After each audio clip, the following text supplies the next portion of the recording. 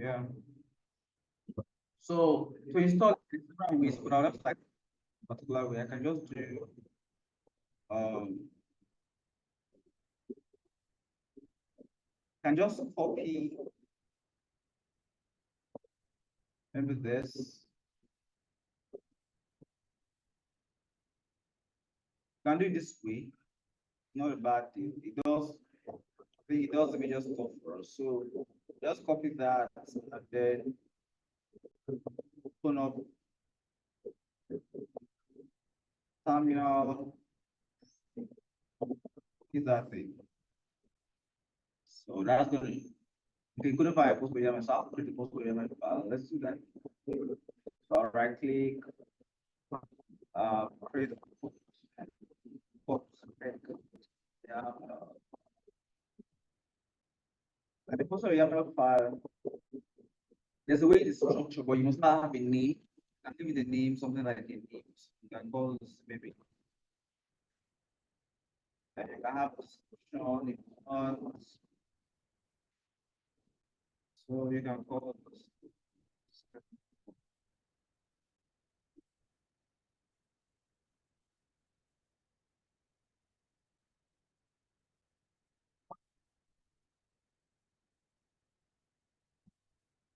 the version one point there.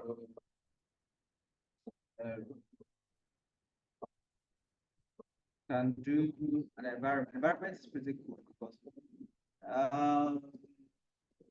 already so I'll put this picture. Basically, it's saying from SK used to be at between this range. Yeah, it's not bad. But I'm also skeptical that if you know, so let's do. I think the total version. Let me check my phone. What that version? Sorry.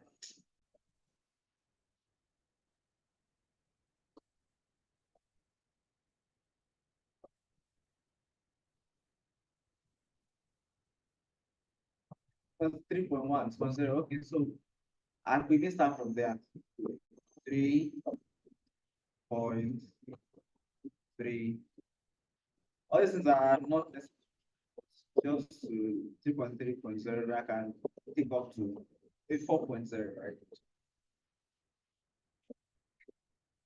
Then the bigger thing I want to do is add independence. That's the important thing because if I say this now and I try to run that code basic gate, it should work now. What's the so I have that. You can see I have that to I've posted the log file. I'm going to just run that basic that line of that of add. You should add that for me. Add it here. So I can use that to make requests, and it's as simple as importing the package. So I just import.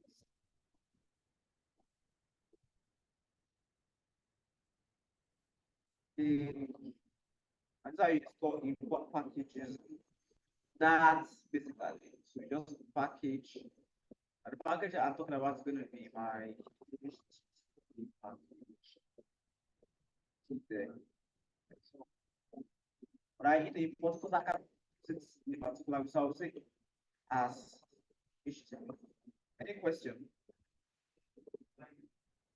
So this is how I'm importing it because I want to be able to import. Yeah. Mr. Prince, any question?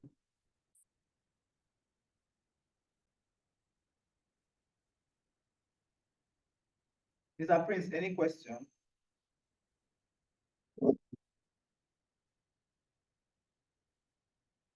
If there's any challenge, let me know so I can know what to do.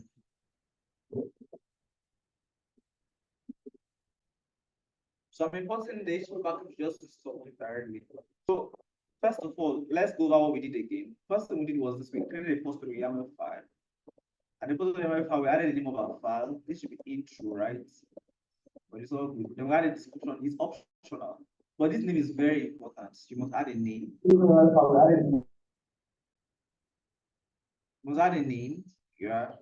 And then the version is not optional, but you must have an environment, very important. So basically, this environment is optional. Must have a lower bound and an upper bound, so that it knows where exactly it can run this option. What that range version. So what's that version can this application run? Yeah, right. So if I'm using features that are peculiar to only 3.30 and above, then I will obviously not want to run it on any version below, right? So then you add dependency. Dependency is basically what uh, you what you're installing, right? Are you saying something to me?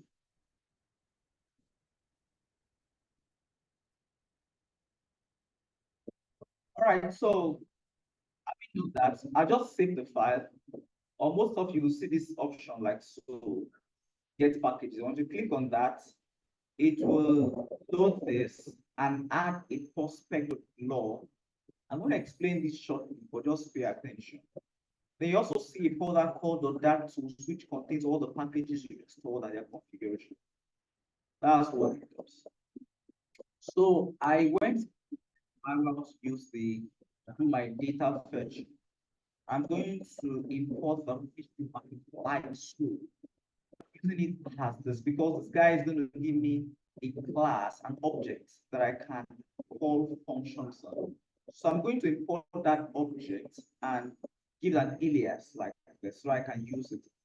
If I want to use that object, I'm going to use HTTP to access the object and the functions that object corresponds. All right, so that is it. So now after I've imported that, let me look for the function, my main function. Okay, just below this. Just below, I can do it below this. So just click here. You can have a function, can make this an asynchronous function, and then like we did. So I can call, or I can write another function basically. I didn't write another function. Let me just call this. That's data. Now I'm going to show you the problem. Get data like so. And make this asynchronous. And anytime I have something asynchronous like this, the best type for this because it's going to be asynchronous. It will return a future. So you're not returning anything, definitely your return type should be future. Because obviously you're not returning anything, but because this function is asynchronous function, it's going to return a future. That's to say something that's going to resolve in the future. So your return type should be future. Then if you are going to get something, what you need to do is this. You need to get a URL. Let's do something from maybe JSON. Let me get a URL for JSON.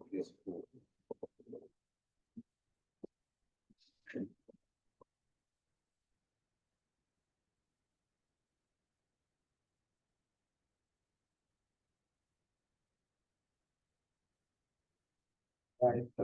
Can use your post. Also, like URL is supposed to URI basically is an inbuilt um, class in that helps you to convert or pass URLs in a way that properly understands it, right? Or basically in a way that you can use it to do this, right? So I can do URL class like so, and I'll just put that the URL there. I just copy it from by so paste there. And you can see that I'm just trying to get the boost. Basically, this is not the URL, it's a type of URL, URI rather, right? And if I pass it into the HTTP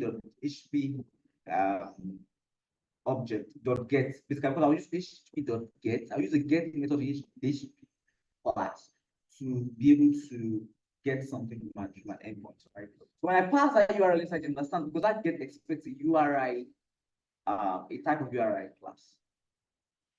So I'm going to say response. I'm using var because I just want to, I don't really know. Because this could be likely to be a map of string and string, right? But I'm not really sure. So I cannot just start. This would be equal to I can do wait. I'm using a wait here because I'm basically using an asynchronous function. So I can have an await inside. I just do HTTP, which is the object I'm importing. So I can access the get method like so. So this, I can pass my URL like that, and it works. The column, all right. And if I go over this, you can see this guy expects a type of URI, and it's going to return the options. Okay, it takes an option. If you want to pass an option, you can pass an option of map of string, right? And this guy is a type of feature, type of what? Response, not a feature, because I'm using a wait. So it's a type of response. So what I need to do now, since the response final good, I will need to check, I can check the status. Remember what we did in JavaScript? We have response. Maybe we can also access the status, you can check. You just so that we're using the native fetch, would have done something like response or okay to check if it's good and all that. The same thing here. So yeah, I'll do response. So that's response, not response. Response the status, right? Response status is equal to 200. Then we have right. But I want to I want to let's just I can print this out for you so you can see. It's just to be responsible anyway. So it's not print in that word. But let's just try. I print response.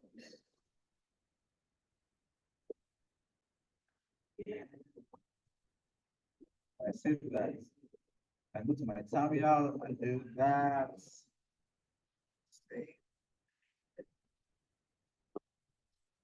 I didn't call that method. I didn't call that method. I need to call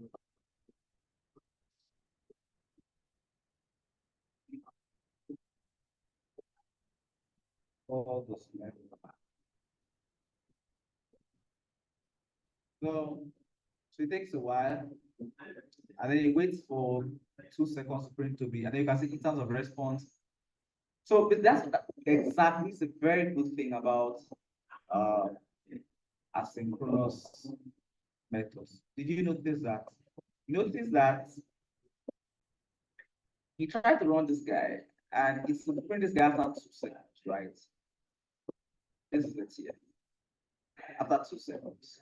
So when he came here, he saw this guy after 2 seconds. He called this method.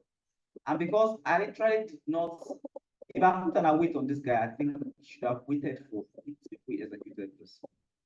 But basically, it ran this, and then it discovered that it needs to wait for this thing to respond. So since this guy, we're not waiting for this guy, it pulls guy out of the like the thread it pushes out of the main thread rather, and then takes it to the threaded pool so that it can monitor what happens there later on.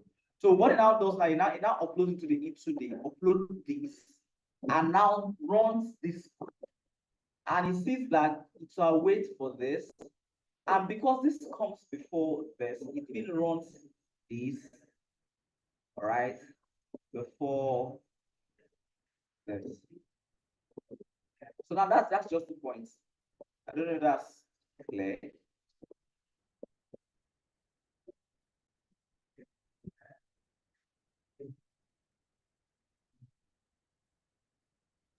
Yes, it's clear. All right.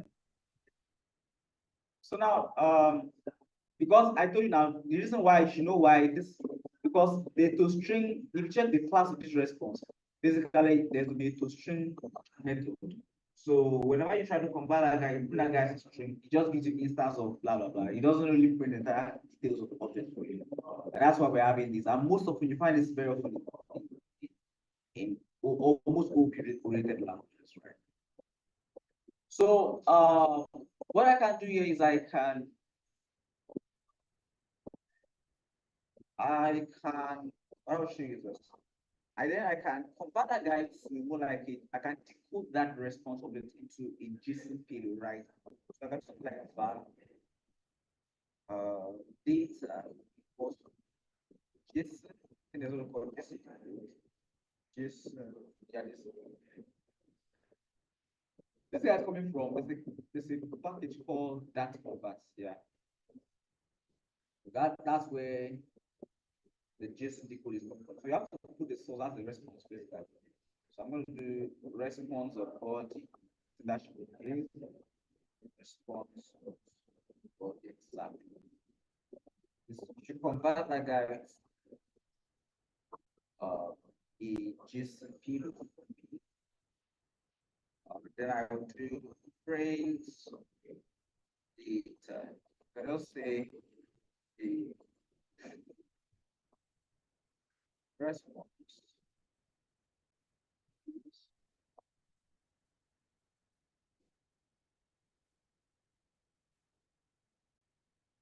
So let's say points. I run the code again. I should say good. All the things I fetch, right? You can see this basically is a post, and the posts coming from JSON placeholder. Like so, you can see that all the posts coming. Then below that, I now have so with that, you should know how to fetch things. Now the same thing happens with posts. Part your post, the same thing. All right, so you can handle, you can post, you can do all that using this. So I won't go in much into that. So just another bit to share, tell you that you can handle fetch with that. Right. So I just need that package. Just install a package, convert your URL to a URI class object rather. Then pass that to the method. If it's a post, it passes to the post method. If it's a put, pass that to the put method. If it's a delete, pass that to the delete method and whatever they add all the requirements you want to. Then you can then check the response status is 200, the code date. So now what is an error? We can also try catch inside of here. Like that. Also use a try catch instead of here to catch errors instead of basically I can just wrap everything in try catch. So try sorry try so and then if anything happens you can print yeah. Okay. Yeah. So print you could print an error. What error to string like so. That's what the error to string. So you can say error happens. Do that. Now what the status is not this only happen in case an error a URL or something. But like we normally encounter in fetch, right? So but in case anything happens here and the error is coming from the API endpoint directly, you have issues with grabbing that error. So you need to have an else condition here. And then print something like so. And say maybe an error here, like something wrong.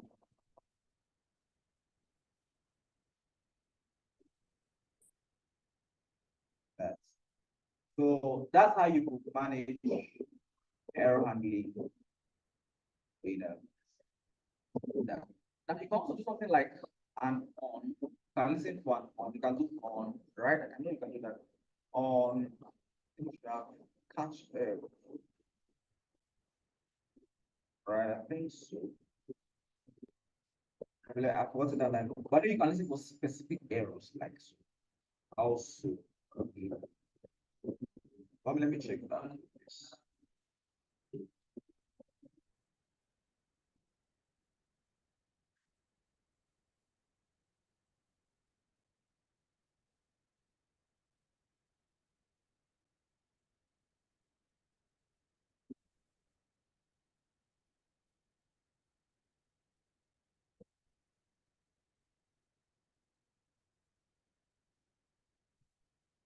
Okay, I know you can listen for specific errors like that.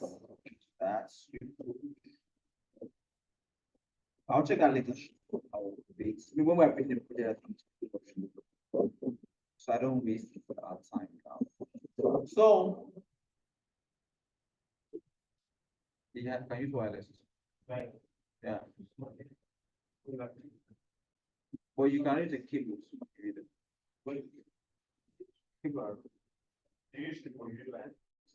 So, while most time is wireless.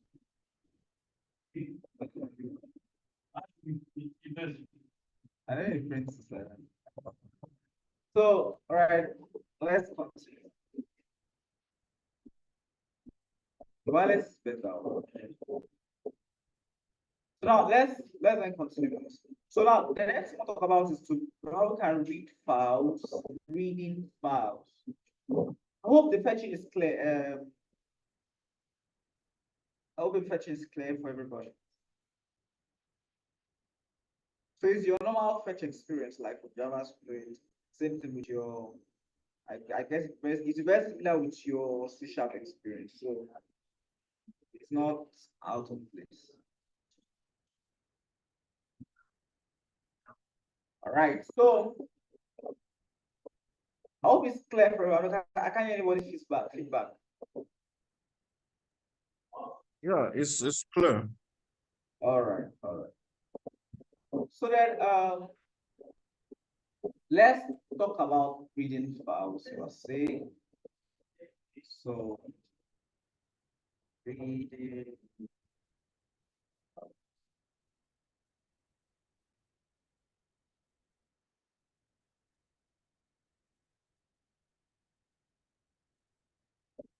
So I said let's talk about files, not just reading files, because you can write good files, you can handle files.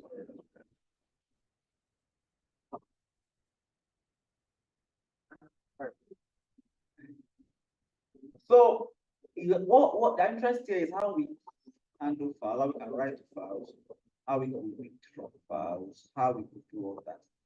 Now I'm just going to give a brief overview. You could make detailed research. Now this is it. First of all, there is this that um, input output package.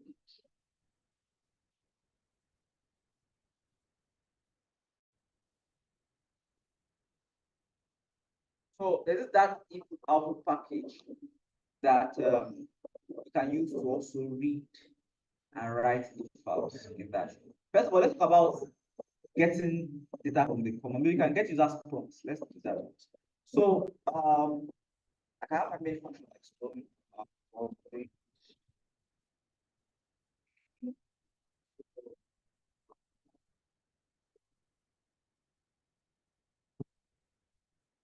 So there is something I can do. Let's print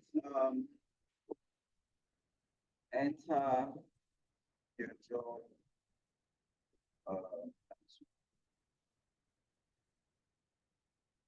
Right? Then yeah, because I've created a prompt, so I should expect to get an input from the user, right? So how we do that? Basically, we do that using the standard input read line. You could either do it asynchronously, you could do it synchronously. Let me just say, I can say job title, job, um, equals STDE. Now there's a standard input. This guy is coming from that input output. I think I've not included that. Let me import that quickly.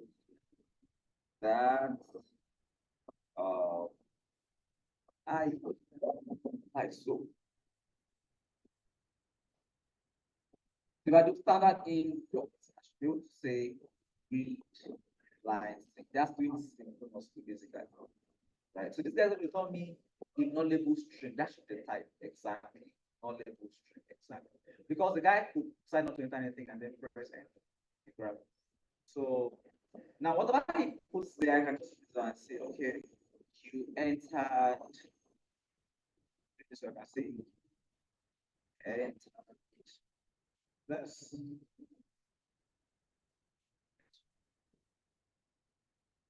show this balance. If I do that, handling um, that.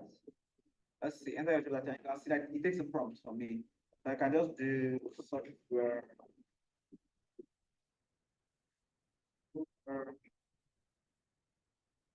So press enter, automatically you can see you enter something. So you can use this to get input from the user. You can use it to make interactive terminal applications for like dummy application that runs in terminal. You can do that.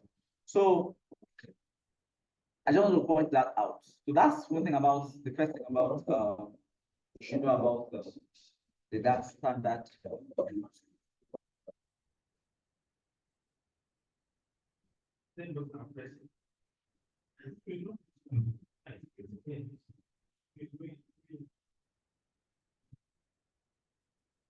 Sometimes it misbehaves. Sorry, please. Sometimes it misbehaves. Are we connected to each other? I'm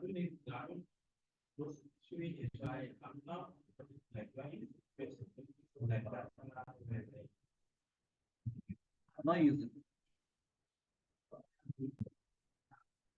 He used cable.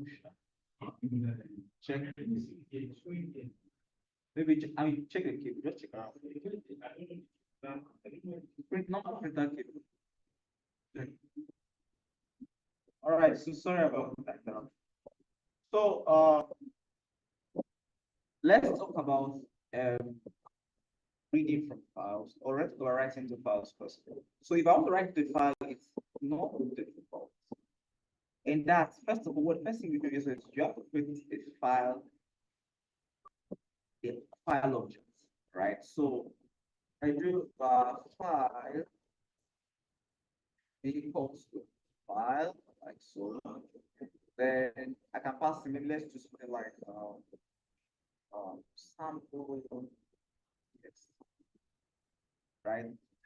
So this is the file name. This is the file in my pass there and the type of the file. So two things. If the file already exists, it's going to reference that file. If the file does not exist, by the time you run this code, it will create the file, right? So this is how we can create the file. So here I can say creating obviously reference file.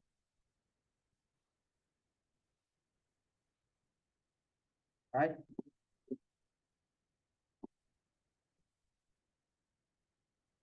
Right. Then the last thing here is we need to be able to write to the file. So I'll just say write um how can we do that? It's going to be asynchronous. So I'll just do I'll convert my method of basically to be wait this guy. Wait like so. I'll just file dot check. We have things like write as byte, write as byte, sing, write as string, and as simple as write as string. This was going to return show by right. This is going to do it synchronously, and obviously you should avoid it among times. So you handle this as synchronously so that you don't block main thread, right? So you whatever you want to write, you could do that. You could say things like hello.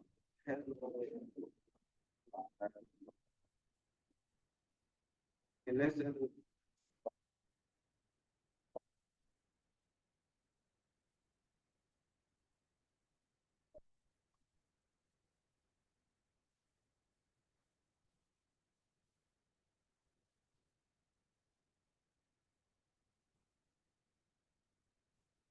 All right, so now after doing that, we can basically print that the file is or something. You can do something, right? You can just say, let's say file reads.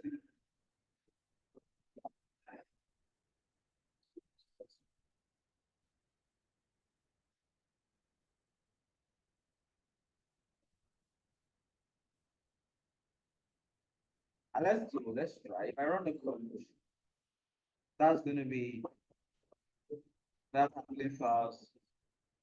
And there we go. You can see sample file created here. And then print here file racing successfully. And then we go to sample file, you can see hello that right. As simple as that is, that's how you write it.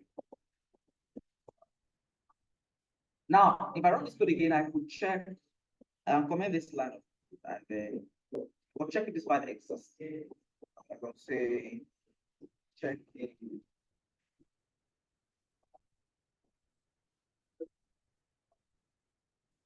You can just print my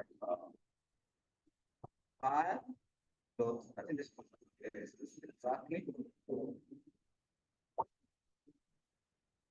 So I can remove this and let's print. I run the code again. It's not going to create another one. Watch, it's going to reference the one that exists. And okay, this is now synchronous. So I wait. And so it didn't create the file. It's just check and it says true. You can see the file still remains the same way it was, but now it tells us that the file already exists. So basically, this now referenced file that already exists. So we can also read from a file.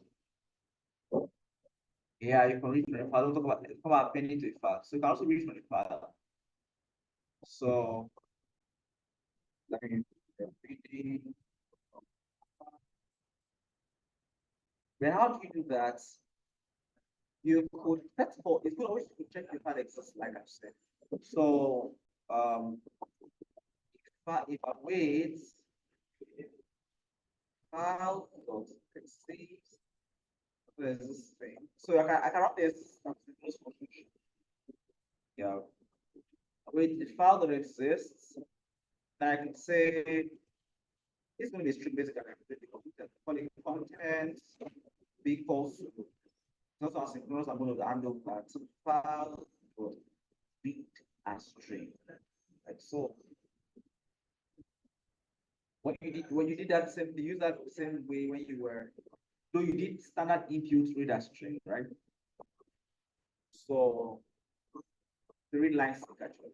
So read as string basically takes the file and reads it as a string.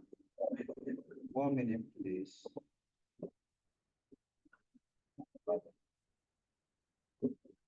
It's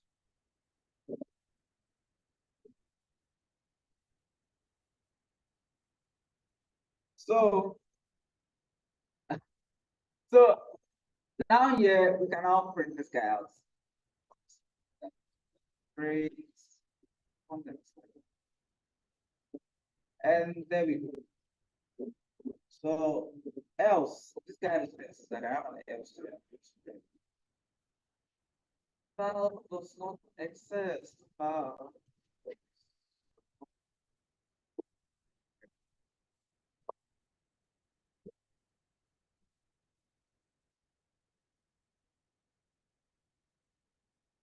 If I run that code,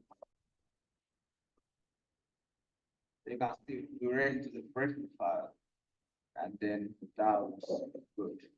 Now, you can also append into a file, or just change the mode. When you're writing, right? So let me bring it down here. I can comment everything here. Then I can say ending.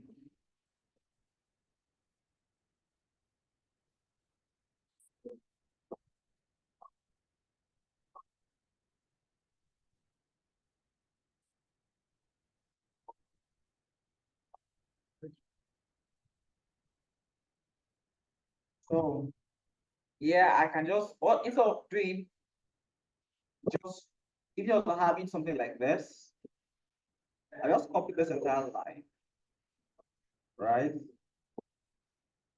And then like so. What's the, I'm going to change the text so it looks different, right? So let's change the text and have something like appended.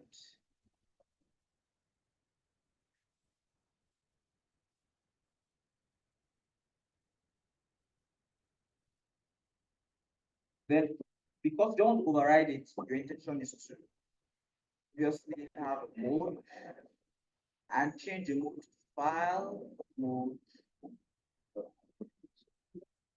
I run the code, I can read the file, I can do it up here and read the file. Just do it, right? So, right? Save that, try to run code again. And then we go, we have hello that, write to the file, blah, blah, blah, blah. So you see.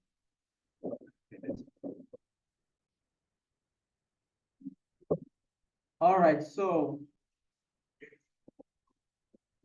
that's it. So you can read from the file, you can write to the file, basically, you can even delete the file. It's not a big deal. You just call the delete function. It's simple. So if I just copy this, paste this here better. Like just say, uh,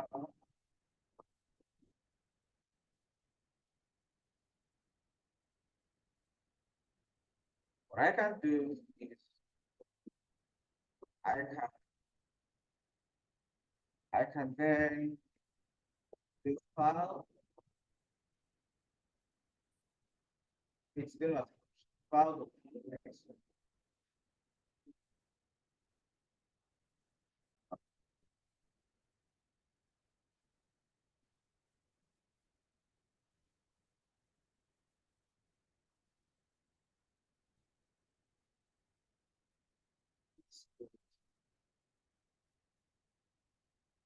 There we go.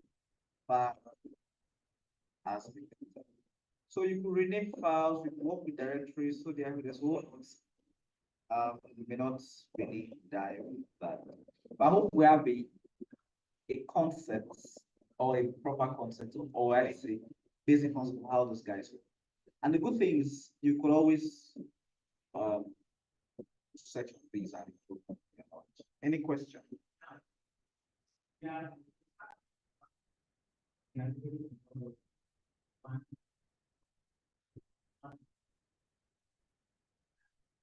Any question?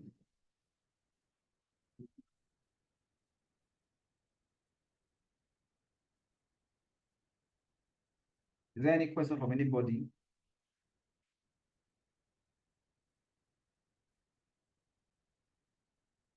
Nobody say anything. No, carry on. Any question? No, no question. It's clear. So want to quickly move into plot and script because at some point we've covered that basically. So we've touched most of the concepts of that, or the major concepts of that. So that's pretty clear. So what we're going to do next is we're going to move on to Flutter and then see how we can get organized. Let's begin. I have a proper just on Flutter, then we can continue the next class. So what exactly is Flutter? I'm going to answer that question by going to their jobs. And I think that's a very obvious start from session. This is where I carry a feeling if the Flutter is what I'm. All right, so beautiful end screen. That's their like tagline. Beautiful end screen. And really very making a lot of sense. So you could build for mobile, you could build for your web, you could build for desktop, And in fact, if you make a little research, you discover that there are a lot of applications that actually run on Flutter currently now, like and let me see if I can get that link where that mentions most of the applications that are running Flutter. Yeah. Internet, right? Yeah, let me give you the password.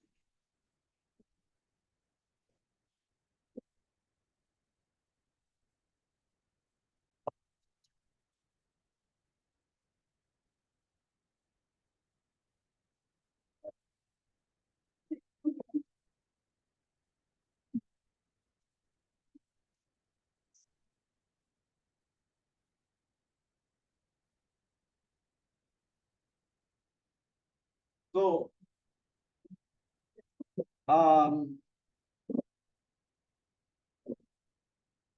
like I was saying, let me find that docs. So,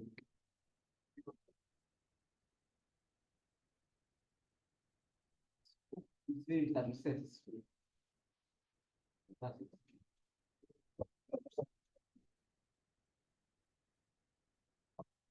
So, so now, like I was saying, Mr. Chris, can you hear me?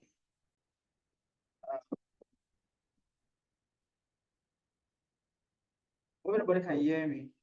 Sorry. I can hear you. I'm All right. listening, Mr. Council. Can hear you. Eh? Listening. I'm listening. Okay, fine. So, so like we say, we said that Flutter transform development build, test and development for people mobile web desktop, embedded experience, blah, blah, blah. So the point line is from a single that you're writing from one deployed in many. It's fast, productive, it's flexible, and it's all that. So the good thing about this guy is that it gives you what we call widgets. So you can use widgets to build your scripts. So Flutter has built some widgets already that can just enhance building. So you focus on like focus on the core functionality and business logic, and then maybe the slide design interfaces. But Flutter has given most of the UI frame to leverage into your application. So it's one cool thing about Flutter. And it uses Google's design principles, things like material UI, which is like principles governing colors, governing text sizes, and things like that. Google has built upon that design framework, so we can leverage that. So now, if you go to get started, in their showcase, I think their showcase is a good place. Go to their showcase, see for some Flutter apps. eBay uses that, Alibaba, Toyota, Groupon, even Google Classroom. That guy was built Flutter. So you can see even ByteDance as popular as Alibaba.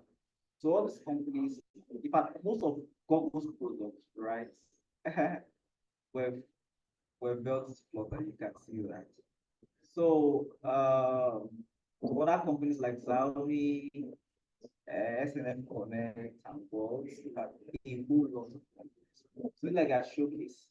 So now, if you go to get started, so my own approach to that, I don't see Flutter as a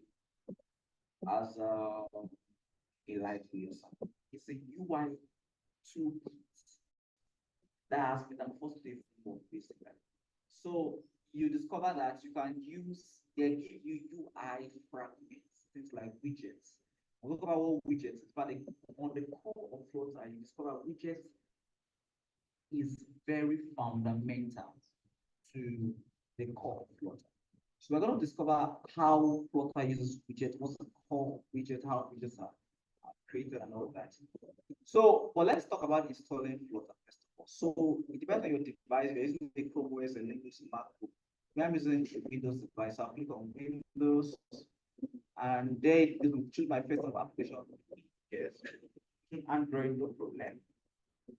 All good. So now if you scroll down, they have actually first to install Git. So you don't have Git to install Git. They are about second to install Android Studio. You have Android Studio, you should do that. Then they ask you to get a text editor like Visual Studio thereabout that can help you. Well, I use Visual Studio Code, that's okay. All right. So I think all of us have Visual Studio. So install the Flutter SDK, that's the main thing now. So you can do it in Visual Studio Code, or you can do it download normally and install. So I already have, this is version 3.2.4.3. Can just click on that sheet or to manage that. So, Case, have you got this already?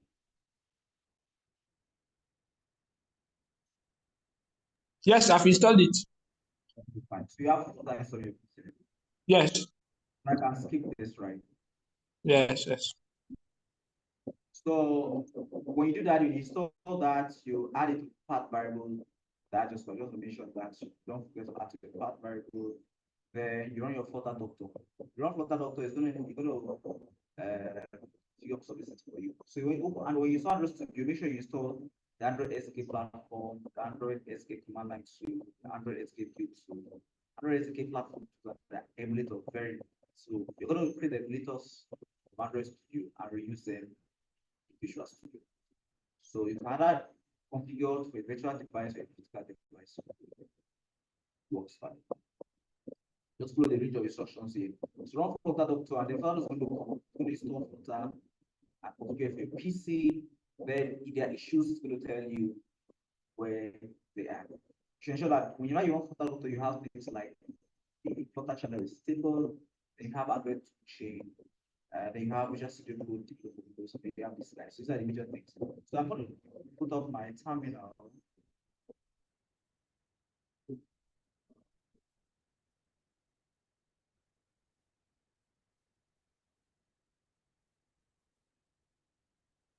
So I'll just run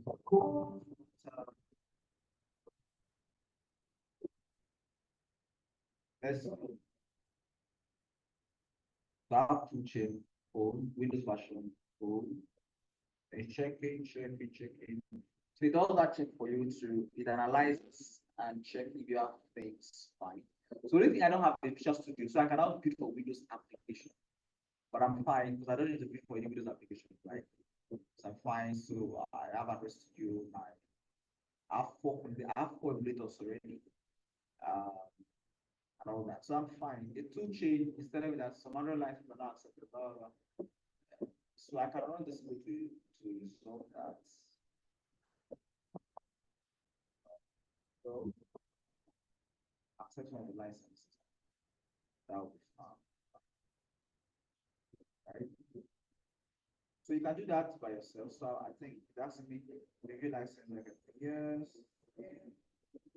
The accept yes. Yes.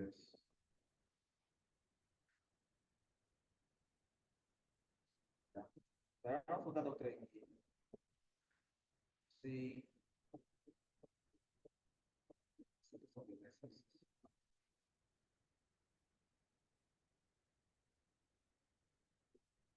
Yeah, perfect fine. Only one, and that's and I'm not interested in installing Visual Studio. I will install Visual Studio, but because I need to do some this with. So those of you that have Visual Studio, you yeah. So that is it.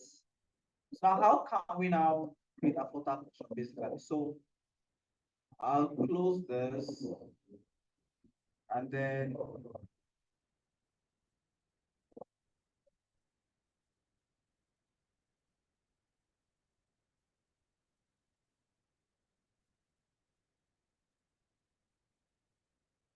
what is my video explaining is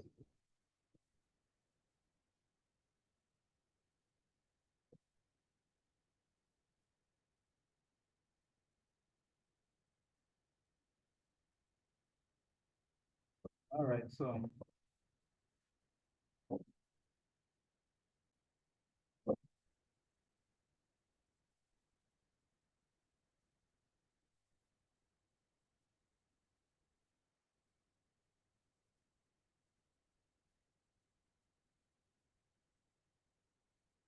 Yeah, please submit it to my PCs.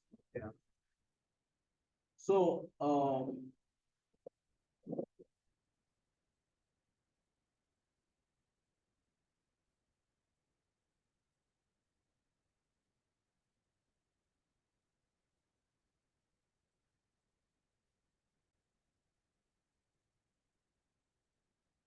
I'm going to create a folder here for Slaughter. So I can have all my folder files. Yes. Then I'll open up my terminal here.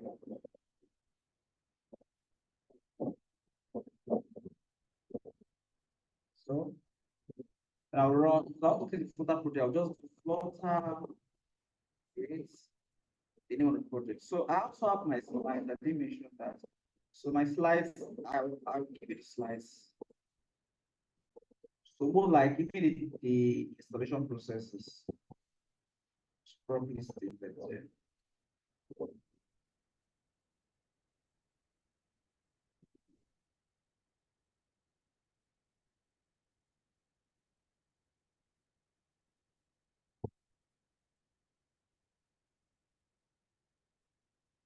So you check I also I also gave you some links how that was not a good other products and all that. Water uses that, why water uses that. I I see how you can set up a environment process like so. Then how you can create a new folder project, this is where we are right now. Then you just replace the project name with your own project name. And I gave you some naming information, basically that it must not contain space. Then you have to use underscore better. That's my favorite approach. So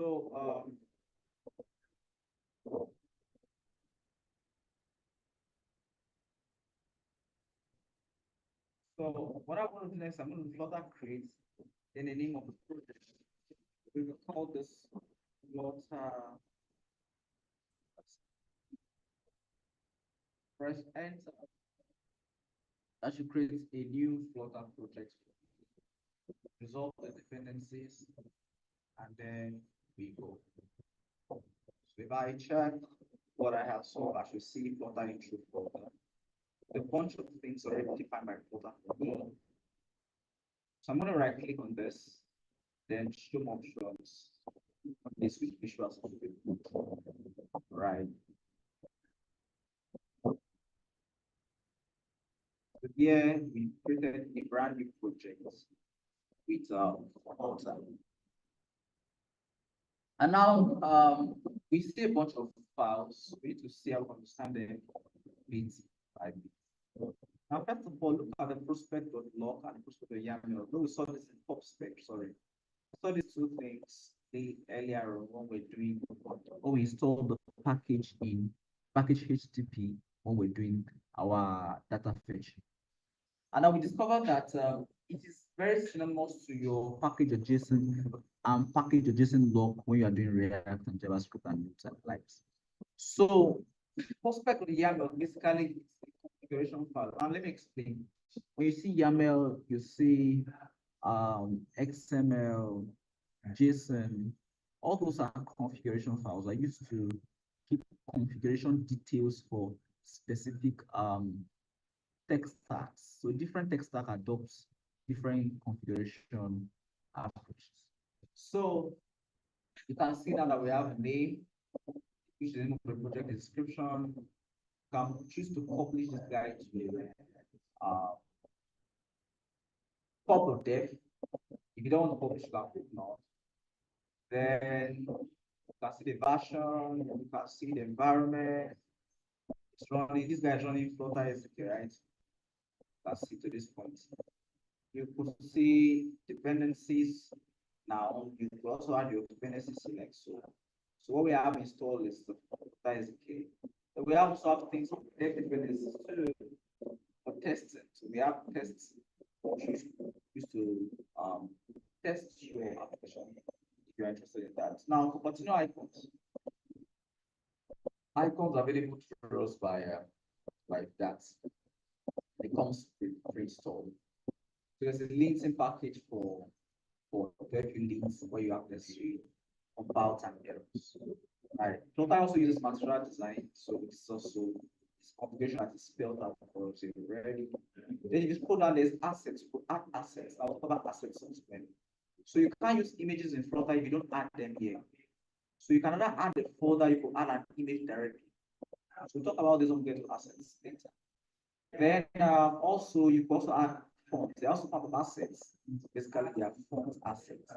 So you could add font family, the particular font type and likes. Do that like so. This is our Postgres YAML file. It contains a configuration for and the dependencies installed on our Flutter project. Now you have the Postgres log.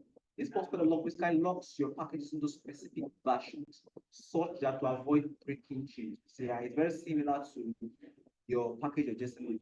You see package JSON in React. So let's then talk about the slash web folder basically contains web related things. So we have the favicon, we have the index of HTML here. It's like the web related parts. They are building for the web, so this is where the functionality are going to be.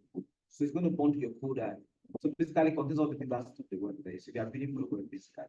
The Mac OS simply contains basically codes that related to the Mac. So they are building for Mac. The code is so there.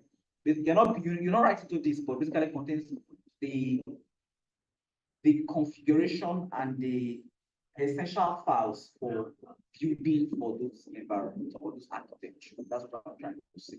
So Linux, same thing. You have the iOS building for iOS, Android building for Android, same thing. Right. The list is just like it's where you spend more of the time. Because that's the contains the house of your application. That's where you spend your time. Because that's where your data code is. That's where your logic lives. That's where you write for all these architectures. Write them for delete folder.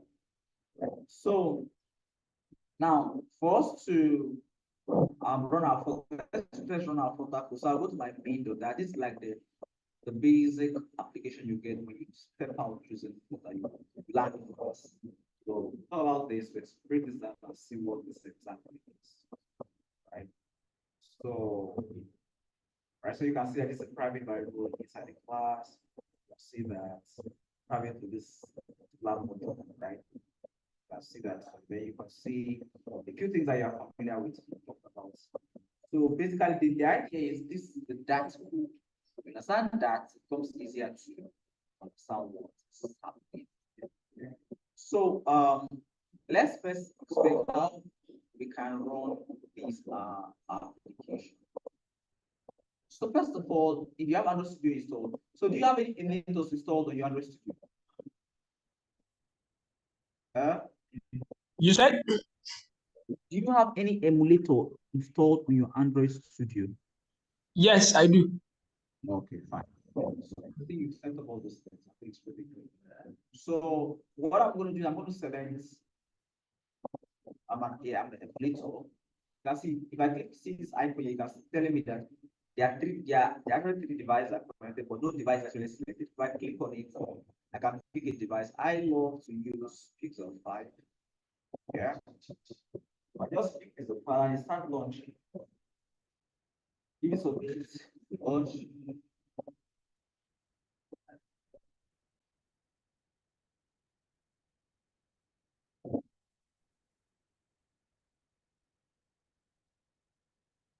Okay.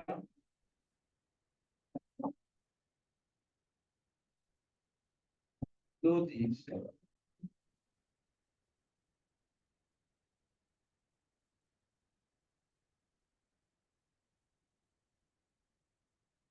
It'll take a while.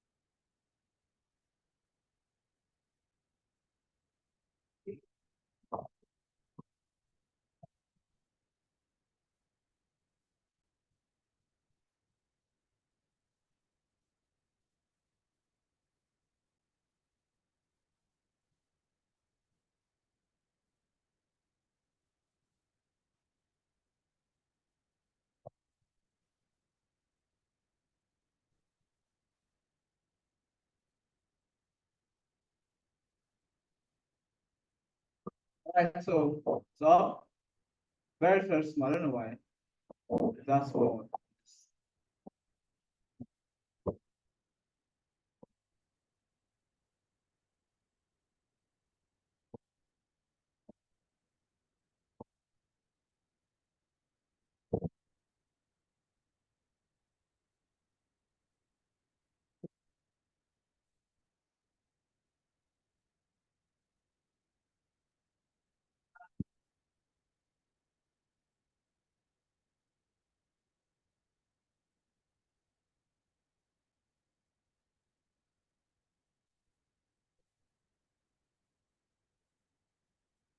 So I don't know why it's very small like this. I it's really Yeah, small. it's looking very small. Very, very small.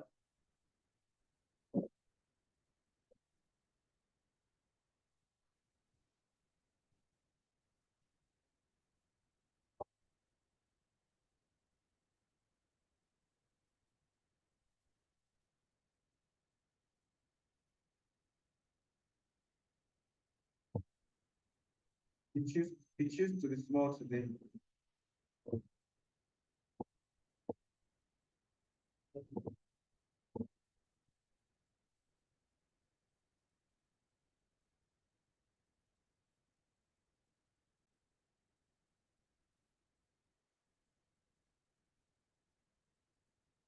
Try try to but I can run this code.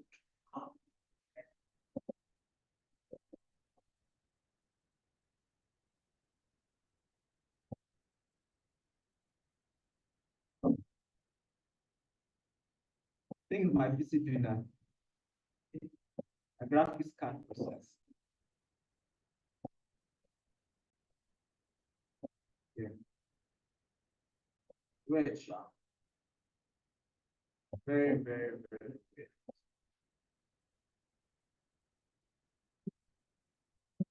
Good.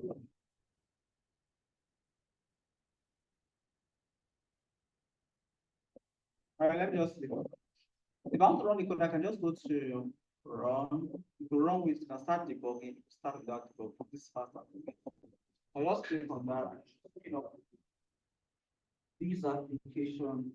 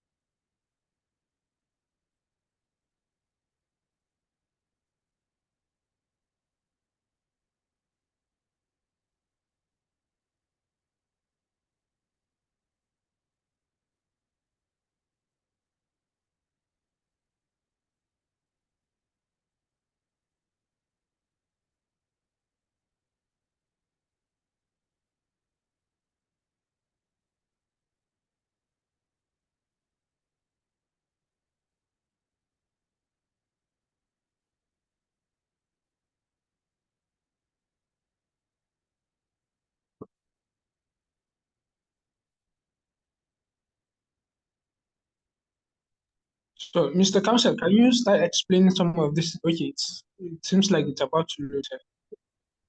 You say what? I was thinking maybe you should start explaining some parts of the code so that immediately it's loading. Maybe you understand. Yeah, exactly. Yeah. Don't worry, I'm just trying to sort once now that they have been working. Okay. So let's talk. So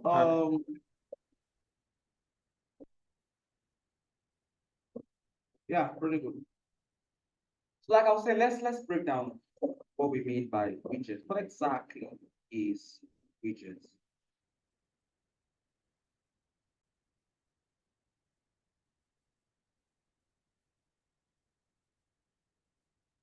So a widget in Flutter is just like a representation of an instance of the user interface. That's all. And it forms a very fundamental building block of Flutter. This is it. If you say you are building a house, you need a block to build the walls, block to build the foundation. So basically, those blocks, I can say they are widgets. So it's a building block to the user interface, basically. But everything in Flutter can be considered a widget.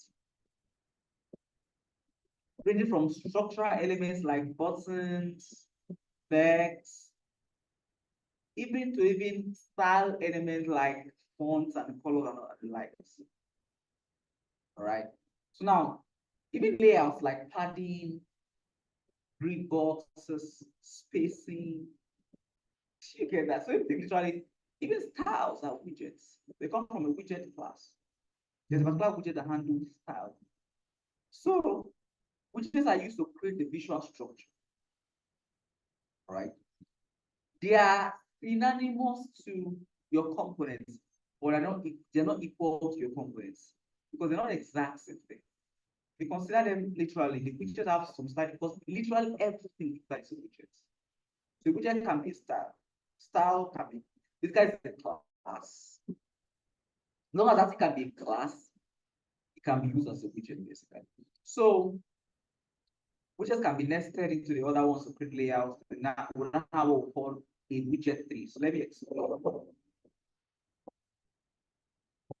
So if I go to expand draw.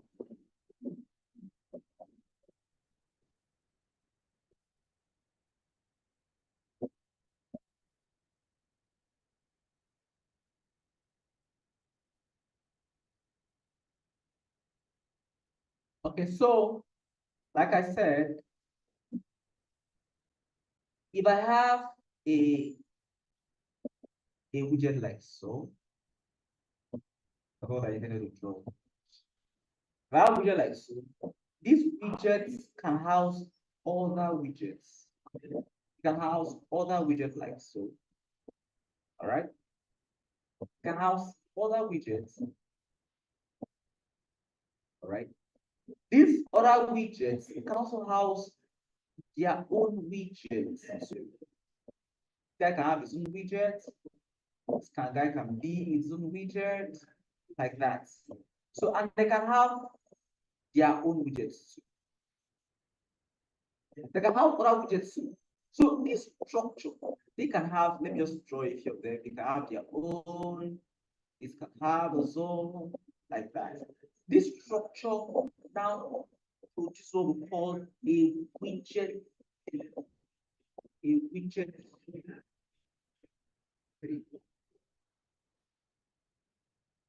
Right? A widget thing. Yeah, because it now looks like a tree-like structure because we have nested things in the others, nested things in the others. Now, very important. We now have a widget tree. Good. Now, how does Flutter really know which is which widget is inside which widget?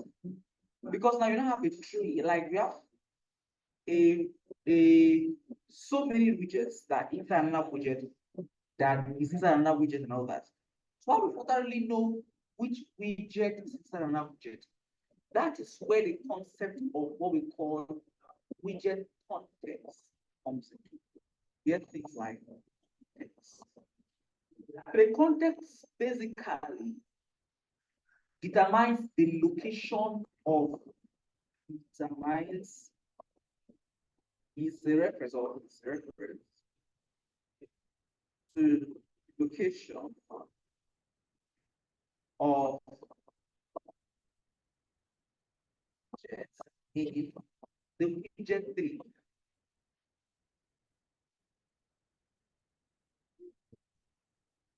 Right? So if you go to the widget 3, you see in front, I see a lot of things like of the widget, the widget. In front, I see a lot of things like context. You see me use a whole lot. And specifically, it's of a type of you. That what you see sometimes. That's the class. So the new context locates this was the location of tells that the location of a particular widget in the widget 3. Like now for this widget, it will have its own context. This widget will have its own context. And that knows that okay, this widget is at this location because of the context it has. This widget will have its own context, this same have its own context, have its own context. Their own children have their own context. And the thing is for me to know that this widget is inside this widget, I must be able to pass down this, I must be able to get the context. So that will pass down the context of this guy to this guy. So this guy can have the context and also add its own context. It's an abstract thing, but the point is the context is just it's very important to that because it enables Flutter recognize and realize at what position a widget is in the widget 3. That's the most striking thing you must understand. I want to talk about context, all right? So, like, you ask people, what's the context of this discussion? What's the scope?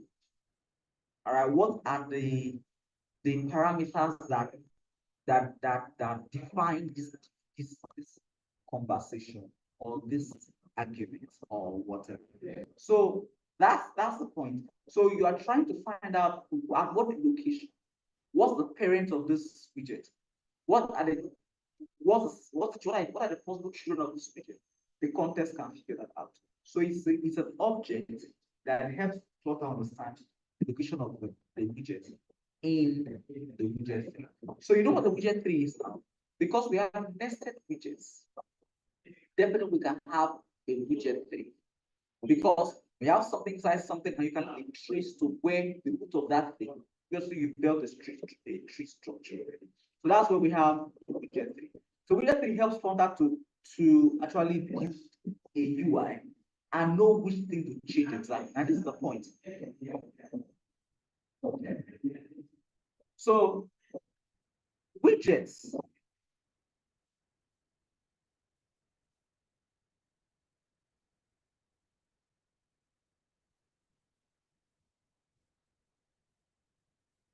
So this is the point.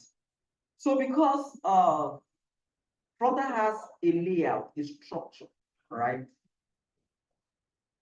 The widget is like the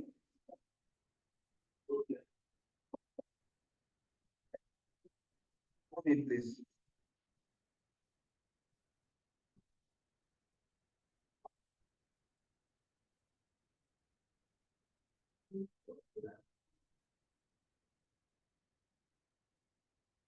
Okay, so like I was saying, so the widget just defines the UI, right? They're just objects that define the UI.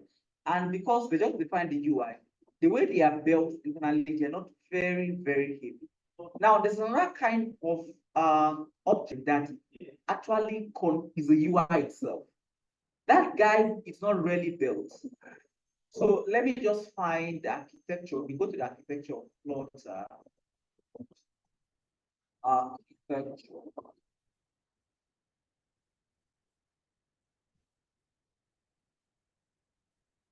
Yeah, this is it.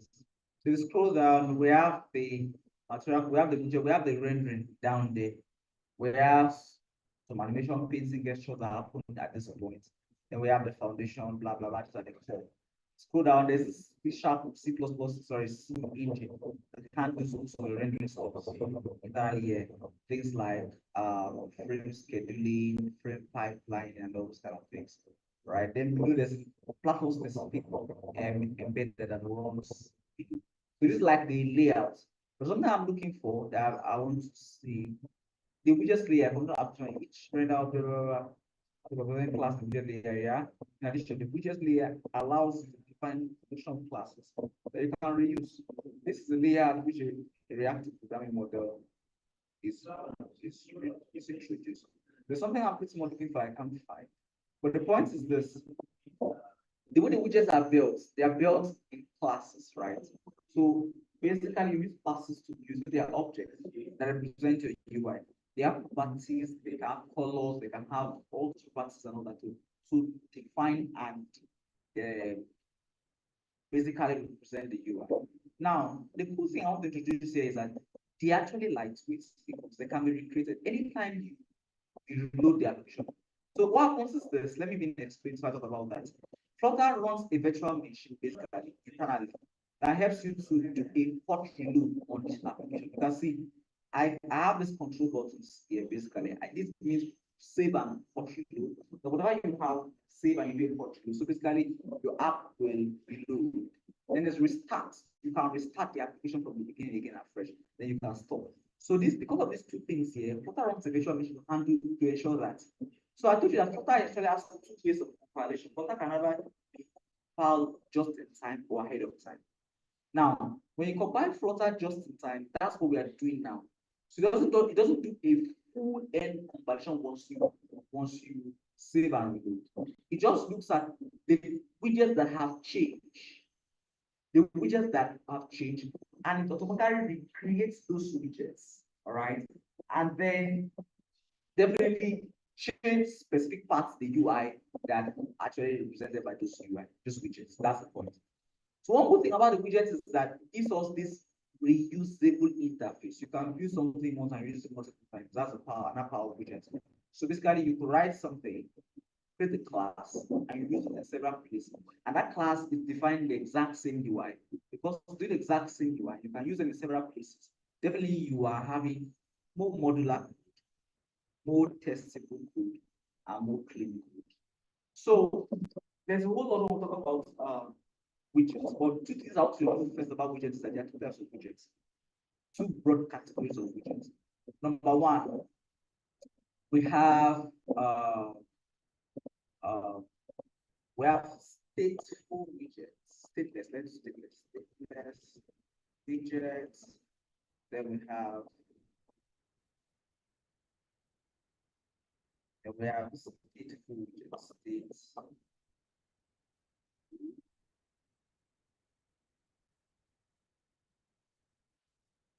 Now, like this guy is like name for state, what's the stateless? Like the name is, it doesn't keep state. So what we mean by stateless means that it doesn't keep track of states. That's to say, once the widget is built, it's not recreated actually, because what makes a widget to be recreated is that a state change or a part of a UI change, right? Basically, it was a state change to trigger a rebuild of the widget. So stateless widgets are widgets that don't keep track of state. They don't maintain state.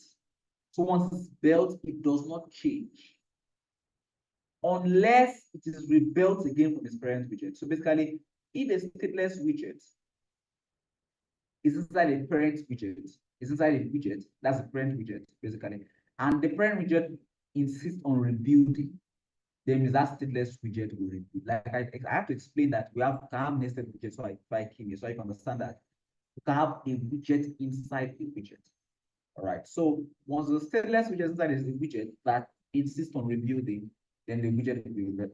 Otherwise, once stateless widget is created, because the state does not change, doesn't keep track of state, definitely is build once, use as long as. That's what it is. So they are used for representing static UI. Basically, UI that do not change. Things like text, plain text, icons, plain icons that will not change. Those kind of static things. All right. Now we also have what we call stateful widgets. Let me just write here. These do not kill you. Right. Then I have this in my slides too. So you go over the slides. I think it's really clear.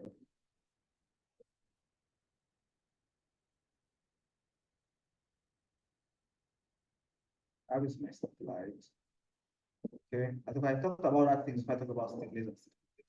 So stateless will remain constant throughout the app's runtime, meaning they cannot be withdrawn or updated dynamically. Therefore, they don't require mutable state. No, when the state is mutable, that's a state that can change. Whenever you're putting something, notice just ensure that thing will not change, right? So the name of the stateless widget in the screenshot is my home page, inside which we have to override the build method. Now the build method takes a build context. I'll talk about that subsequently, but I want to understand that the stateless widget will change. That's the main thing. Talk about that later. Yeah.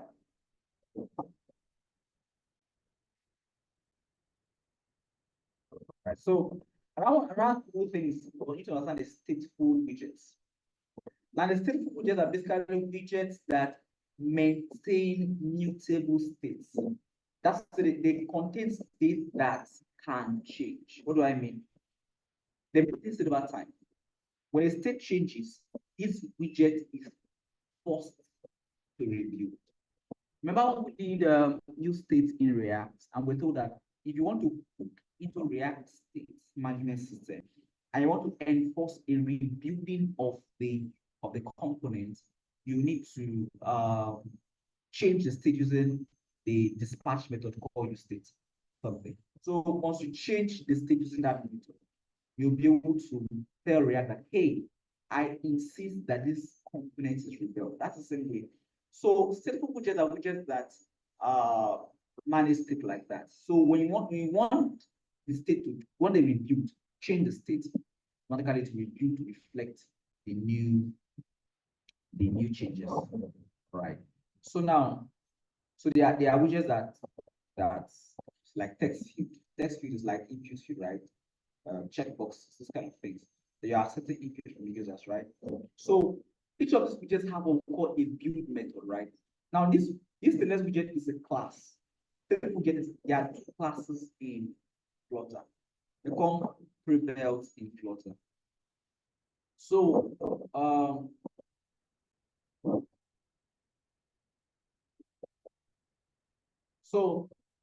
the stateful widget basically precisely two of them have a build method, right? And the build method is something you're going to override. So this is what happens. You create a class called my class. This is the name of my app. This is your widget. I'm extending stateless widget. Pay attention to this. I told you that this guy is already a class as is a widget already a class, a widget class. When I mean a widget, I mean a class because only classes can be widgets in Flutter, basically. So when I mean a class, I mean a widget. So when I'm meaning widget, I mean a class, same thing. So stateless widget is basically a widget that's already comes from Flutter. And that widget, like I said, any time you extend the stateless widget, you are creating a widget that will not keep track of states. All right, you're creating a widget that don't contain mutable states. So guys, a stateless widget is a widget that describes part user interface by building a constellation of other widgets that describe the user interface more concretely. The building process continues to reverse recursively until the description of the user interface is fully complete. Example, consistently of rendering object widget, which is tried. The point is, you are trying to build a widget that don't keep track of state. So you're extending this. Now, whatever you're extending, you know that you're already inheriting, right? You know you're extending, you are inheriting. This inheritance, right? Inheriting from the stateless widget. Stateless. So now, Whenever you want, you're inheriting, you're able to write your own version of a build. Now, this is an abstract class. Pay attention. So, because you are inheriting from an abstract class, you need to write a not really because this method is an abstract method actually. Check very well. It's going to be an abstract method you're trying to do. Yeah. So because an abstract method, you must have it. If I remove this build method like so from this, you see it's complaint because that guy expects a build method. Check. It's telling you that missing concrete implementation for stateless project.build. Because the build method is an abstract method, and you are inheriting an abstract class that has an abstract method. So definitely you must have a concrete implementation for that abstract method. Does that make sense? Yes. That's what we learned in the Makes last sense. That's why I told you that if you understand that, it's very easy to get into. Exactly. So you see that this widget now is like a root of application. Basically, this was the so we have the override method. I told you this decorator basically, if you don't put it, you have a warning. You have a warning like, hey, you're actually overriding a you're writing a concrete implementation. Basically, you're overriding an abstract implementation, right? So better you put the override there. So that's why it's there. Now, the build context basically is what I was talking about, the context. You must accept this context. Basically, because it's Flutter needs the whole lot. You need it for navigation, you need it for things like whatever you need, whenever Flutter needs to know where you are currently at, he needs that context. Because if he wants to move to somewhere else, you want to navigate back. So Flutter needs to know where you are to navigate back. So if you want to move somewhere else, Flutter needs to know where you are so I can move you to somewhere else, maybe another page or something. So basically, that context will be needed. So you have to accept as a code. So Flutter does this value for you. It passes this context object for you. I think it's a type of input context passing type of input. So you just specify the type and then you pass in a parameter like so. So now you are returning a material out. Now, what exactly is this material? I'll talk about this later. You know this now, you know what this is, right? What was this? A constructor. Exactly, it's a constructor. And I told you that I mentioned there are two ways to write constructor. I mentioned the longer way, the shorter way in the last class. So it's like they are bridged together. I told you further uses they are bridged way a lot. So you are trying to say super dockerism. Super means that you are making reference to the what? To the what? To the base class. Yeah. The base class that it's extended to. You're making reference to the base class to the parent class, right? So you are passing a key. So what happens whenever you call this function internally, Flutter will pass a key prop to this guy. So this key is used for uniquely identifying these widgets. There's an internal stuff that Flutter does to identify that guy. But so is you discover when you start building so applications, if you don't pass this, you have problems. A lot of problems. It's always a good practice to have that key. Like so. All right then. So now what exactly is material? I think I have that on the slides. What exactly is material app? Now the material app widget in essence, material app serves as a fundamental structure of the application, acting as a framework on which you construct your app design and features.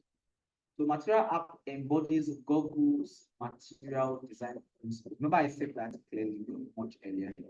That Flutter on its design infrastructure embed Google's material design principles. And these are in a while quite a bit because these guys are much experienced. They don't use like experience in Google. If you're leveraging Google's experience to build your application. So you could also decide not to use the material app if you don't want. You could use other like a continual app. Material app is mostly used for reliable apps. It's native to Android app. While Cupertino app is native to Apple, that's iOS applications, right? So this guarantees an aesthetically pleasing appearance and intuitive behavior, which collectively enhance the user experience. So this guy provides with things like scaffolders. You can add an app title, you can add themes because of this guy. You can handle navigation routes. This guy. So it does pretty precise. I'm going to list out information on this data suite. What exactly is a scaffold? Let's talk about the material. So as simple as that, just I'm going to empty what we have out there. I'm going to show you that. Just write your main function. So you will first have a main function. So have a run app, put the material app like so, put the title, then the hook, like the company widget that you want to specify as a hook. When people land on your website, it's the first widget that they see. So that's it. So let's create our first material app to empty what I have here. So this policy. Yeah, this thing's really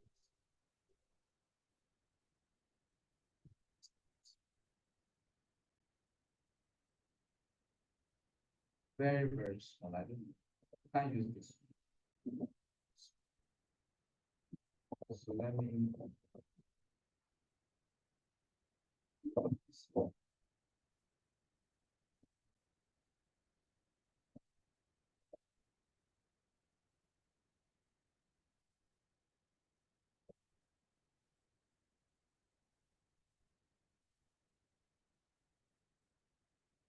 so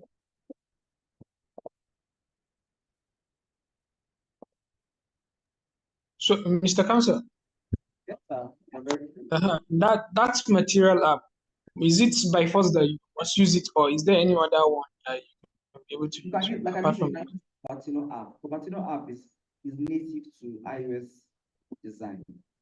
okay? Material app, but material app is robust because you can fit into both iOS, your iOS, and your Android app design. So basically, it's fine. I think for me, from my experience, that's pretty cool. I Okay. use iOS and Android apps. Alright.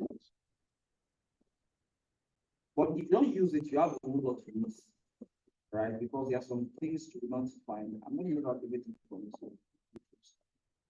I'll show you when you don't use it. So now, this guy just expects a widget, right? So I can pass any kind of widget. I can pass a widget. So let me show you. If I just do serial app.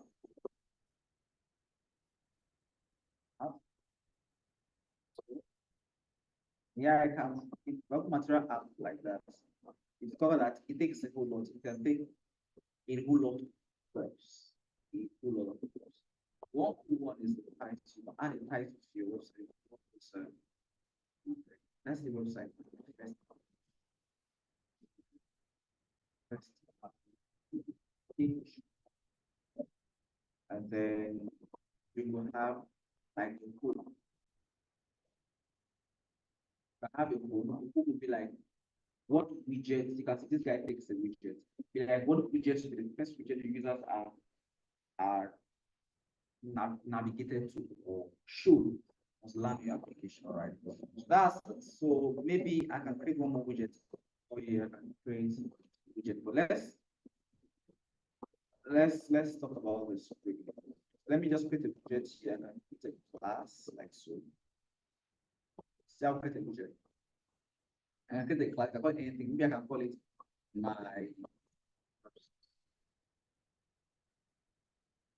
that's right. And then what you want to do is that you want to turn the state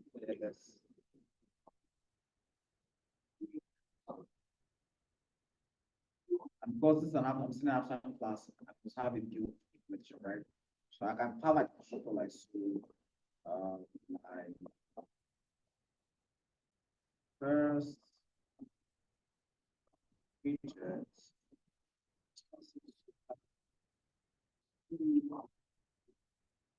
And that guy is a variety of the view method, which is an abstract method. I put arrange, so then I have a build method. When we return a widget, so return that is a widget, not a void. For example, a widget because you have to return a widget because you are building a widget. And so I'll do it, call it build. Now, like I told you, it takes a build context, right? Type of build context. Call it anything, but it's functional for the context. Then what you want to do here is have something like that. Takes a build context. And we must return a widget, right? You can turn anything here, right? But it must be a widget. So there's a very beautiful, great, important widget in Flutter called scaffold. I'll talk about this later. Right? So now this is complaining because I can put a this one I can also put. Now this is the point. Sometimes people confuse, why do I need to put const? Where do I need to put const? It can be very confusing sometimes when you don't know where exactly to put a const. So this is it. Whenever you have a widget that does not have any dynamic thing happening inside of it, right? Anything that's dynamic, Flutter will try to insist or suggest that you add a const before it so that that thing can be optimized to run faster. Because it's static, so it can optimize that widget to run faster and better. That's just fine. Then if you ask why this complaint, because it's just complaint because there's a use const with constructor to it. Because basically that constructor does not, there's nothing dynamic happening. So I just put that there. So now if I come to this my material app, I can have a goal here, like I'm passing my first general right? Save that. So now you are seeing a stateless widget. I still talk about the build method, about the context, you know what that is. Now the only thing I talk about is a scaffold, right? But I talk about the material app, what it helps us to do, and all that. You can pass the title here, you can pass the code, you know what the code is here, right? Now, what exactly is scaffold? Let's run this, see what happens. So this up, right? Yeah, that's all. And it's fine. Was this small?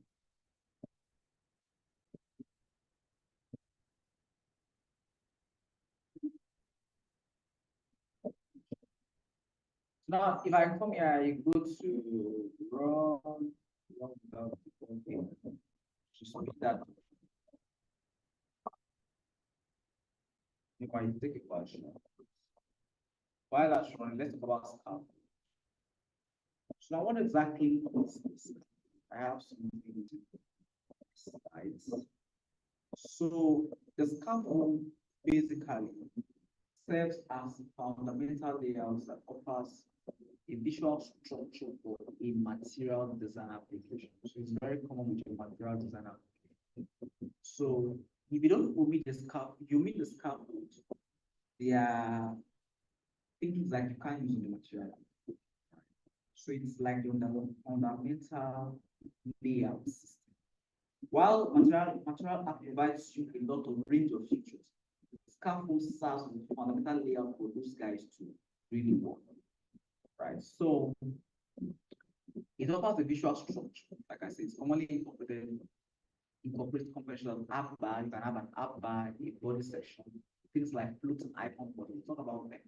So the app bar defines the app, the bar at the top of the like the application application and you see something at the top there, you have an app bar.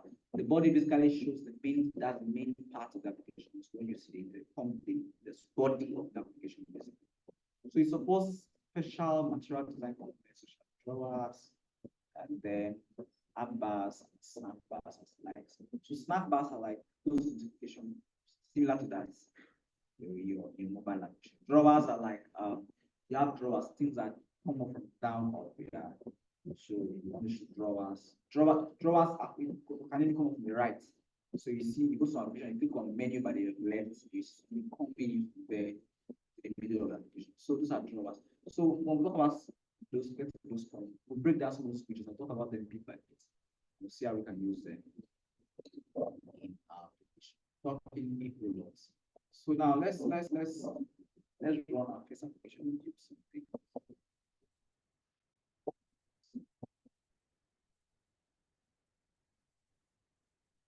So we have the code. We have a blank view. But watch, if I remove the scaffold, watch what happens. Right? If I remove the scaffold, it's not gonna, and I just let me just put like the container is a widget. I cannot put it constantly. That just if I save that, watch. See that? You go blank. Yes. So gives you that visual layout, right? So now, there's a very simple widget in Flutter that you learn and you are learning now. It's called the text widget. So you add more like a child to this container, and you can pass a text widget like this. All this.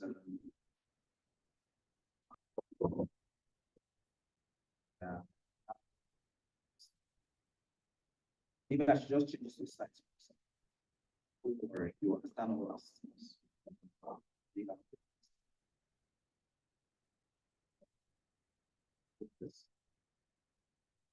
I'll explain what I just did. I said that you see my text, and you see how that I shows very terrible because we don't have a scaffold. Who they know we're using material Google Surface, but we don't add the fundamental layout that provides to structure the application. Definitely you can't leverage. So we need to be able to add a scaffold. Now, let me explain what I just did. I've introduced like 3 widgets now. First one was container.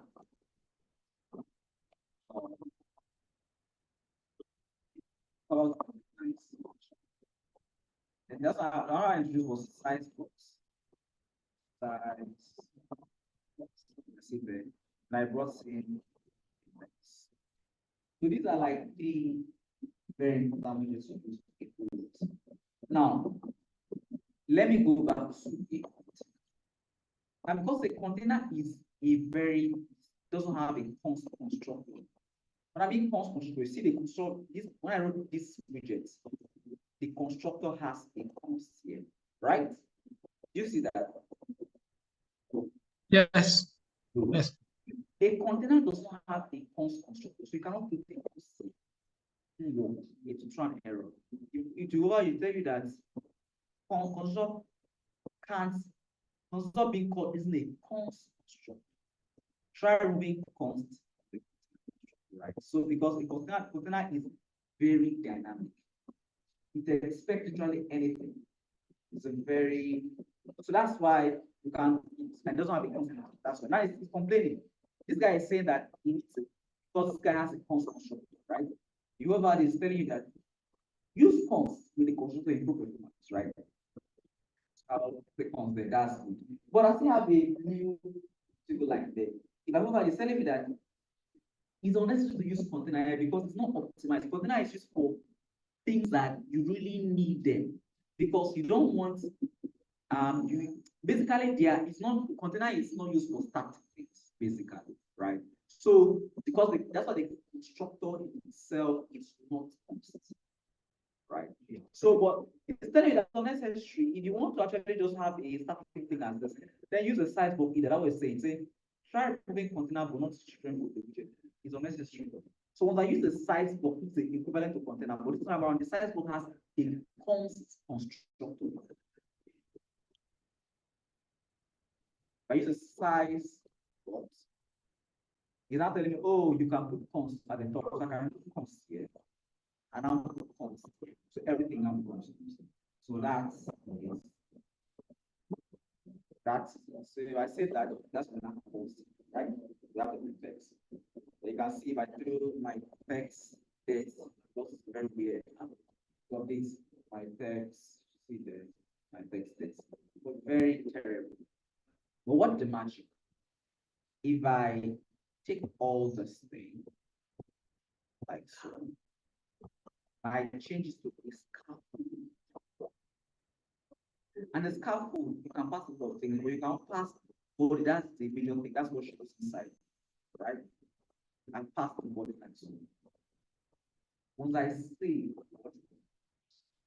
there we go. We have a white background, and then we have my text vetting. It's up there, it's pretty small. We can see it up there. It's way better, right? Because we're not using materials design principles. We have a white background, we have some basic styling applied to our application. Our text has a particular font size, and has a particular color. Right? That's the power of this. Is it clear?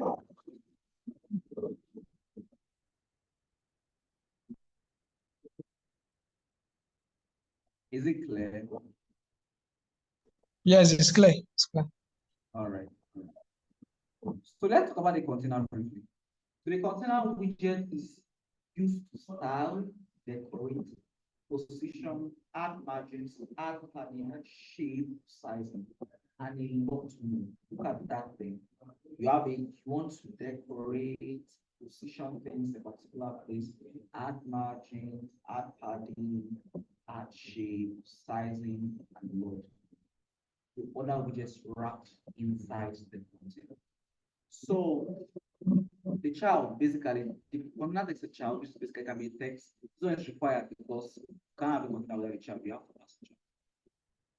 Now, the padding there adds spacing around the child widget. You know that already. Imagine a spacing around or outside the container widget. Okay.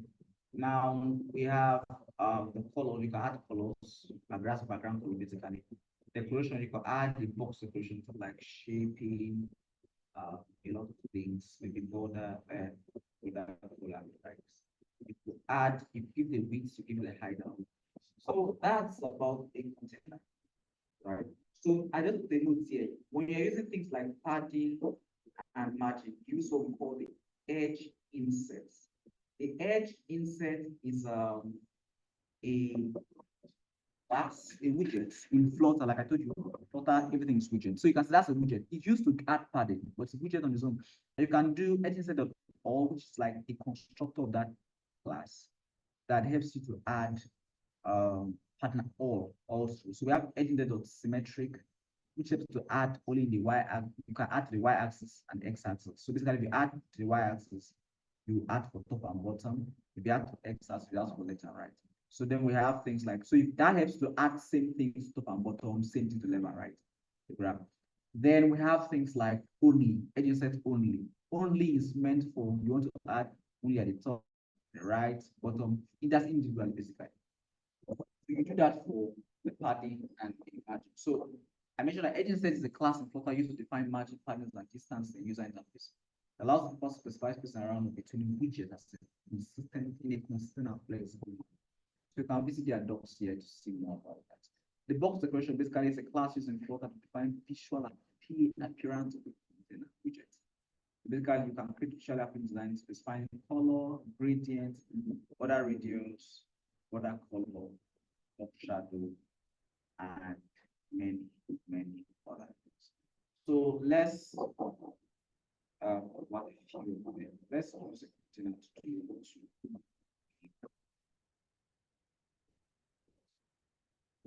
please.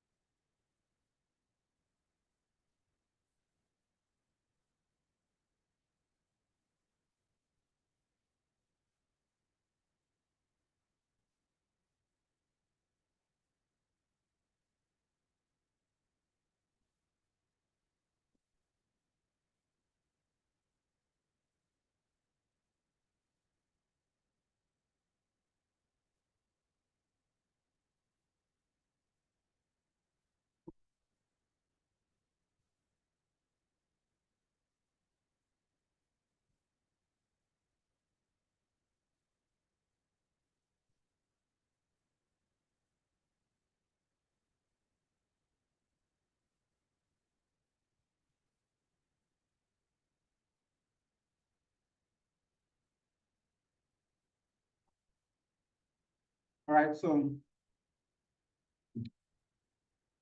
are we together? Good. Yes. Good. So, right, so let's do something here. So we can see we have my text there. This is a text basically. And text widget is really, let me just talk about this maybe a little bit so we don't just skip it and come by it again. So since we're already here, you could increase the font size of the text basically. You could center the text. It's a widget called center. So let's have to center this thing inside of here, right? I can just do something like so. Based on using the size, but I can just use center. Now, if I press that, you see that text in the center. My text gets. Really should be my text better. What's better, right?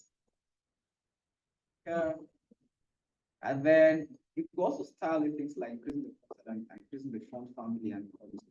So if I come here and do style, so I have the, so the first thing here, pass with text, which you pay attention, is the text.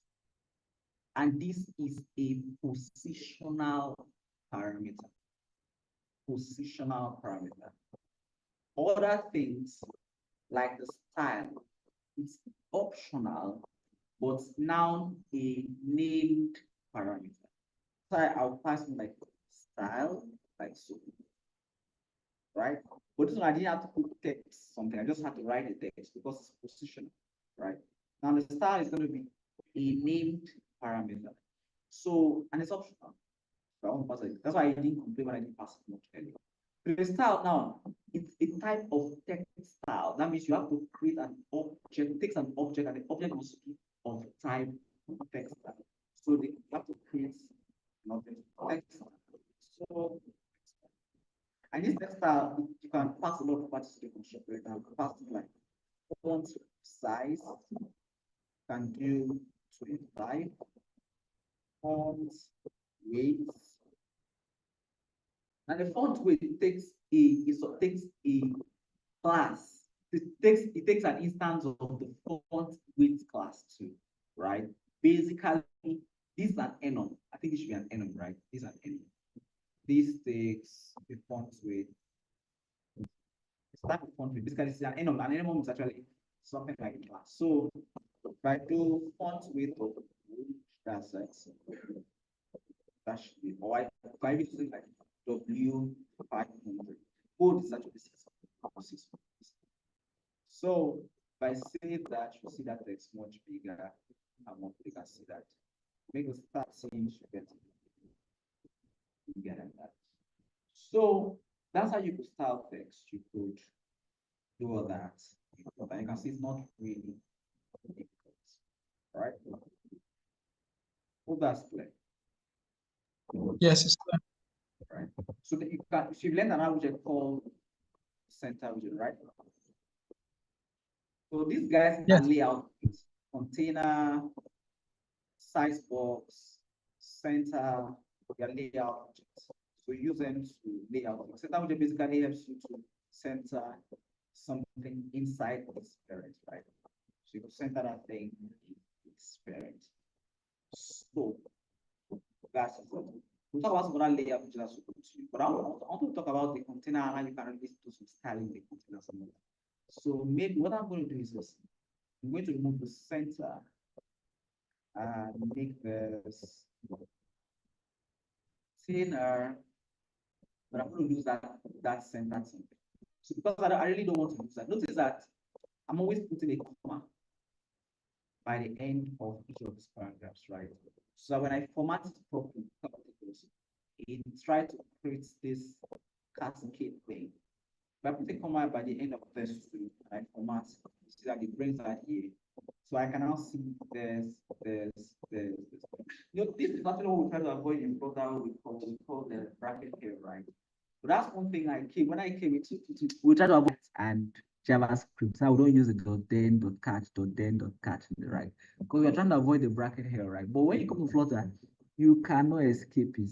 So they have to build a mechanism where they keep track of which bracket is which, right?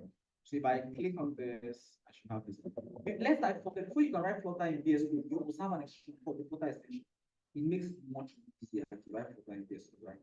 So you can just go back to the extension panel and just.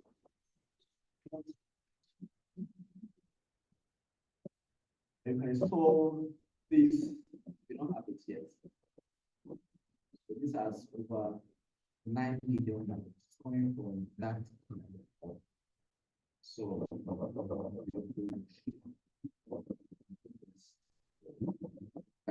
already have this installed, so I don't need to help you. And I also have to think of Flutter widget snippets that help me to write some Flutter snippets, right? That's it. So you just do things like this. FC OLQ. One that it knows what you're trying to do. You're trying to create the main function, the function, and all that. So I will use that function. So that's it. Right now, let's talk about the container widget and how we can install it later. Right. At least you know how to center things and all that. So now this comes in my center. I don't want it to be out. So I want to wrap with the container widget. One cool thing you can do in Flutter is this. You could right click. If you have that Flutter section installed, this center widget, I want to wrap with another widget, right? I can right click on it and go to refactor. Click on refactor. Now I click wrap with widget. If I click on wrap with widget, there I go. Okay, I can also see wrap with container there, right? If I right click refactor, there's wrap container beauty. Just click on that and automatically I have wrapped the container already. So the reason why this is complete is because I can use it here. And I can use it right. But now I need to put some things because it's telling me that you can see the size book. Why use the container? You can use the size book. But if I bring in things like I can add a margin. Let me add a margin here. You can use things like edge insert dots. You can add 0, that's 0 margin. All that's going to add one thing around all. If I do all and I add something like let me add something like 20. Because this has a constant constructor, so I can just still that was solved. Because now I don't really have a color around my content, so you can't really know where which is matching. So I can give it the color. Let me just put how you add colors. Very simple. I can add a decoration, and this guy will take a box decoration, right? Or you could just add it directly. Let me show you the faster way, which is not the always too good. I have a color like so. Just have seen that color here. This guy takes a color what class. So you have a color like so. Dots. I can create color from arrow RGB. That's red, green, blue, and alpha. I can create a color from basically with opacity from the left, whatever you want. So basically, you can search about some of these colors. But I can also I can use define colors. I can use the color and colors dots. I can use let me use amber. Let's see. If I save that, you see that background becomes yellow, right? And you can see that we can the margin we added worked. So one good thing I want to remember is this for the container, right? For colors, so for colors, right? You create colors using color class.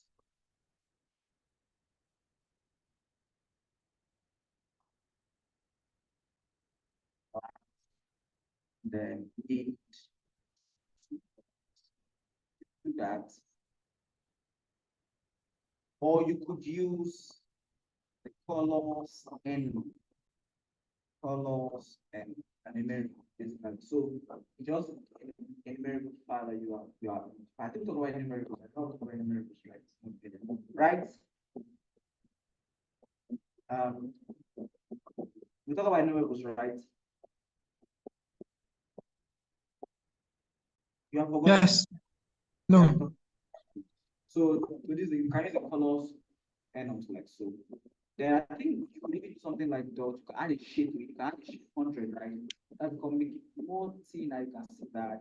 Add a shade to and it gets that kind of thing. You can see our margin works, right? So let's try to do padding, right? If I add padding here again, which an edge insert, because I know that's still have to put it edge insert, edge, nice edge, edge insets. And I can use something like instead of using all, I can use dots symmetric. Symmetric will allow me to pass things in vertical and horizontal, right? Vertical, that's to say in the vertical. I can do, let's do maybe and the horizontal, let's try to do things like this. Because that is squashed a little bit. Let's try it. Let's do padding. Add padding actually.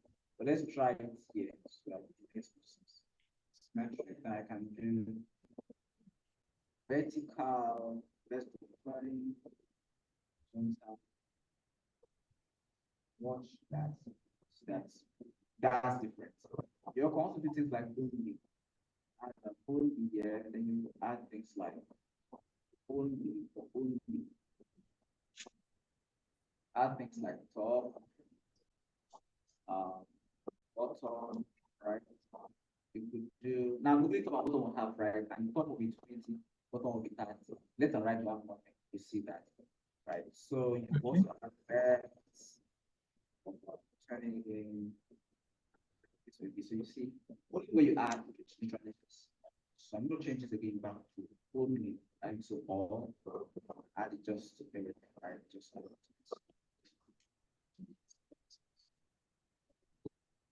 So that's what adding colors. Now this we look at add colors like so. But the point is this: if I'm going to add a decoration helps to add things like gradients, add things like that gradients basically, border radius, border color and the likes. So you put that inside a decoration. So if I add a decoration like so, if you have a question. Any question? No, no question. All right, good. So the decoration takes a class of is a decoration class. You can say that, and basically, you know that, or you may not know, but I know that decoration, the box decoration class actually extends that decoration class. So that guy may be like use like an abstract class that this guy implements or it extends. So, right, so all of us can use the box decoration to work. Right. So, if I have a box decoration like so, I can put a full here. Yeah. So I can put things like color here again. So if I'm using this and I'm trying to use color up here again, so I better take this color and I'll put it inside here. That will work, right? It works exact same thing. If I save that, you see nothing will happen. It's gonna be fine. Maybe my debug so you can see what's happening.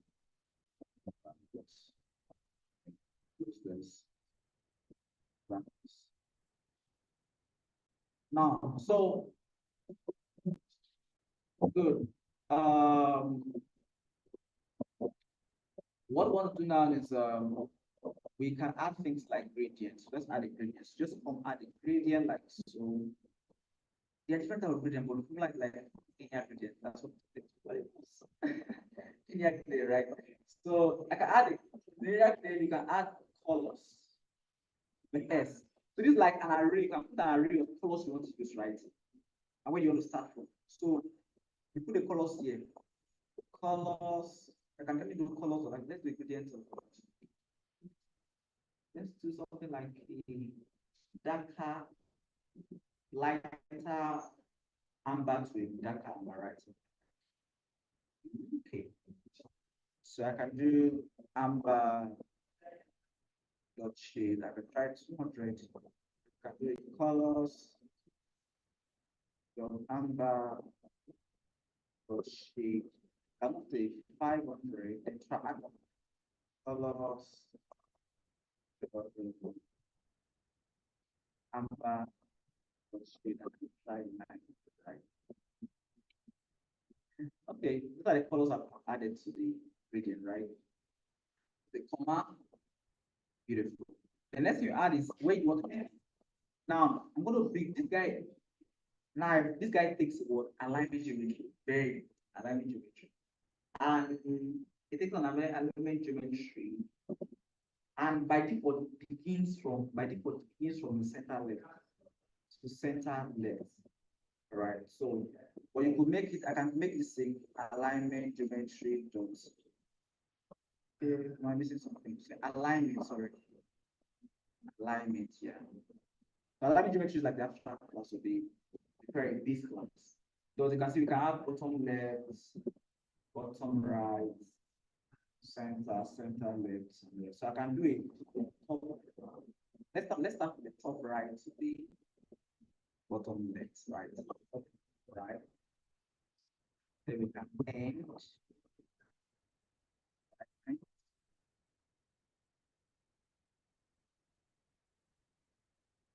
Alignment.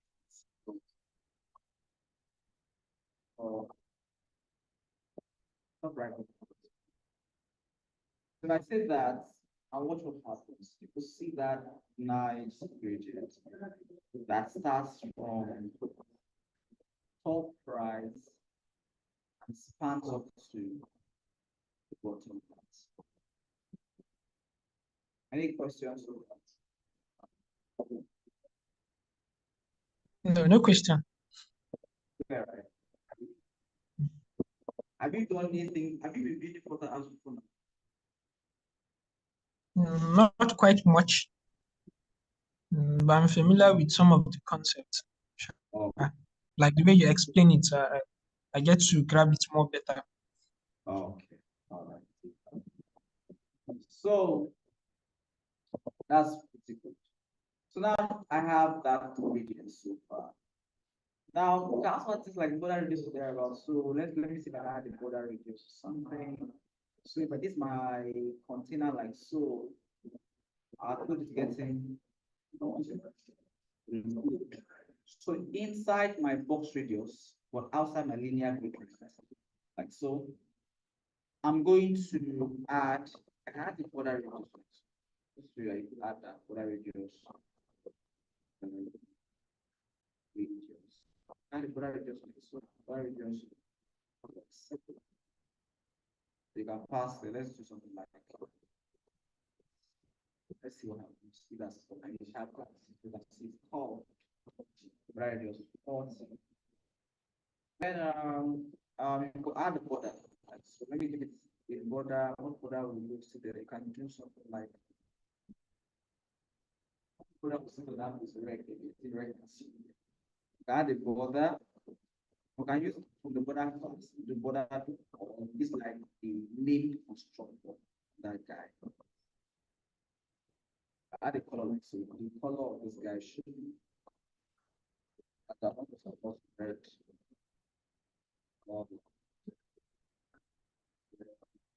So then actually there are a lot of bit of red because what's that? There's no for my so let's see what we have.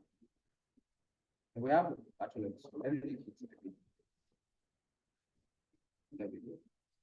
So that's how you add others. I think if you're coming from a thing like HTML series background, it's like it's not too like what you do right then. But it really makes implement faster.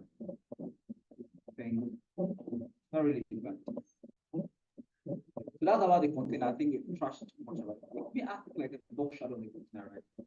Why the box shadow on the container? My box decoration. Inside my box decoration, I can put that thing. Say box shadow like so. This one these are things to add box shadow.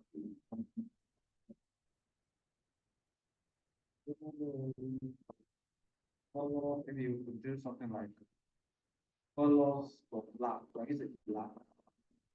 Yeah, but we have to use digital passes so that it doesn't look like all this. So we have to do fast. So we have to pass the pass to like so. If the passage, let's do something as you.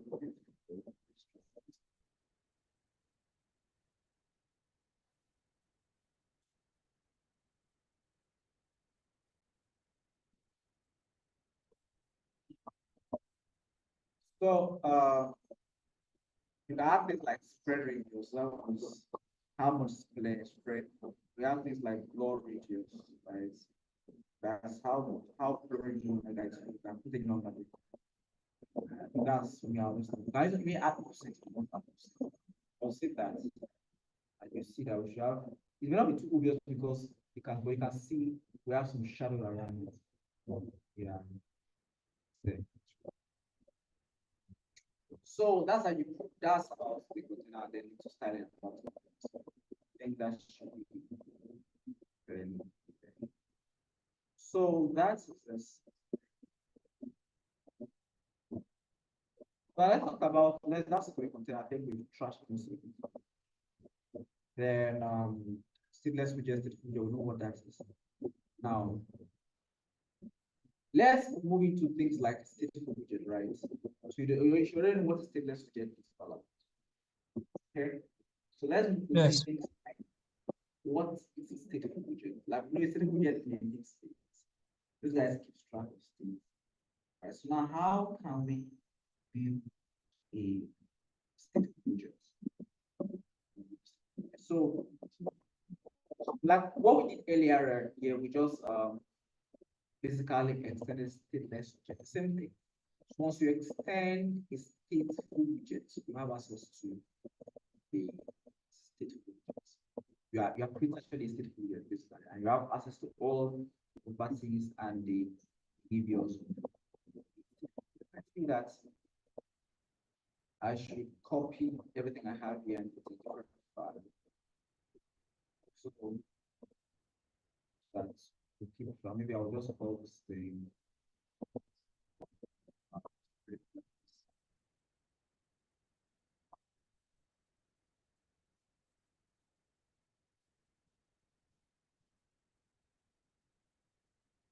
Maybe I can remove this main.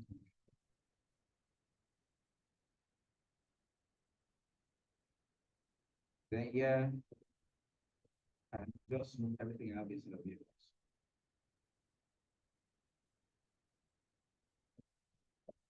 Right. So this guy will not extend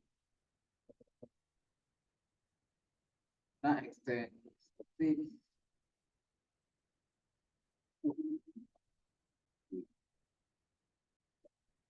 When you have a figure like this, pay attention.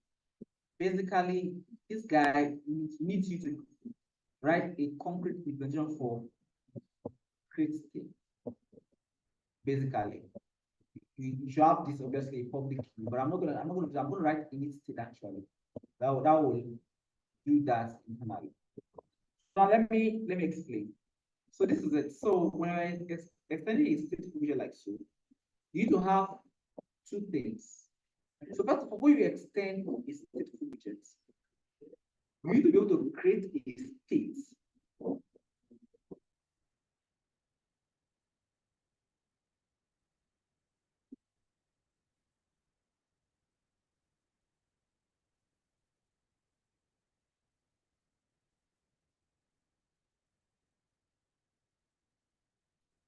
Hey, please, I don't know why this things. Okay.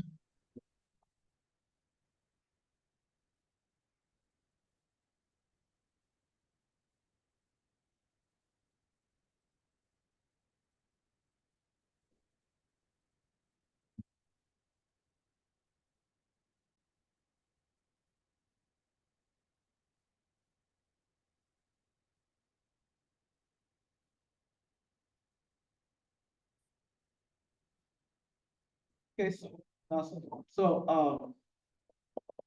first of all, so when there is stateful widget, first thing first you should pay attention to is that two things have to. Number one, you must create a state widget. So now this is it. So a stateful widget, you need to have a concrete implementation for what we call create state. So this is it's telling that missing concrete implementation for create state. And create state should return to you a state widget. Now that's not like people look, yeah. But this is the let me just fix something that when you create,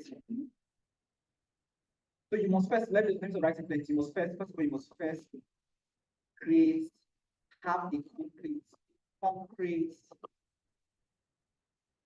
implementation for a create state. Create state method. That's coming from the stateful widget. So basically, how do you want this to be created? Now, for the create state, because the create state returns a state widget. Create state must return a state object, right? So you're going to have to create a class that, so that means in step 2, you have to create a class that extends the state.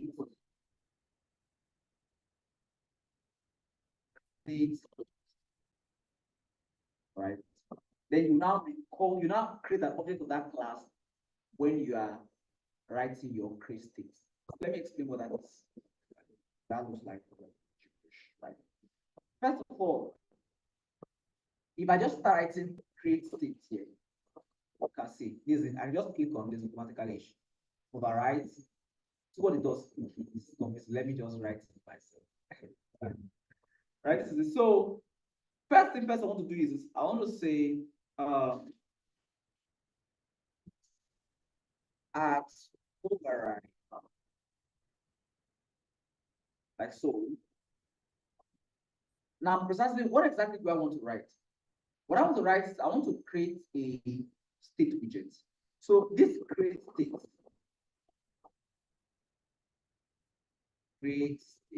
like so should return a state widget. That means I must create a state widget literally down here. So I'll come and say class. I can call it underscore my first widget state. So what do I call the widget? You add a state at the end. My first widget, add a state. Extends state. That's a state widget.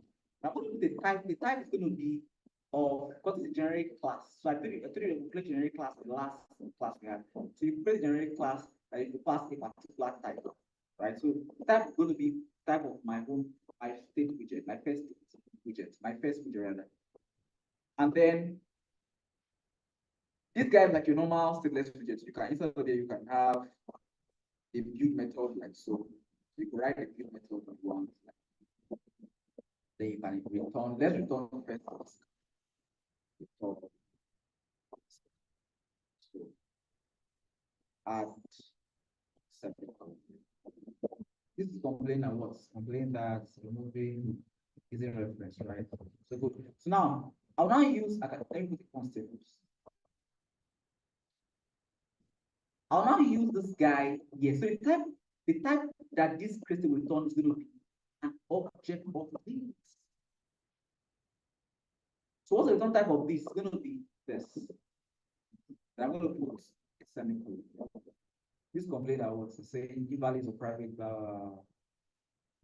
Why did I even use private?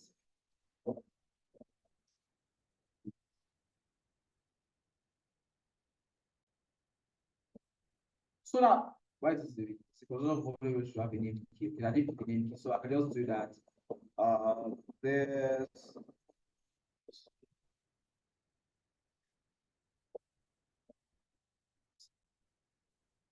this can be a constant short because nothing matches.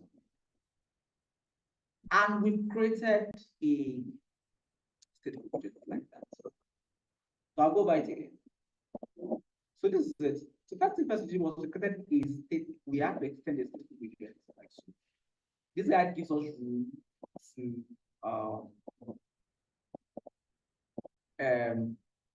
implement the create state method. Now the thing about the create state is what you remember is that the create state must return an instance of the state class. Simple. And that state class, that instance returning will be your implementation for how this state widget should look like.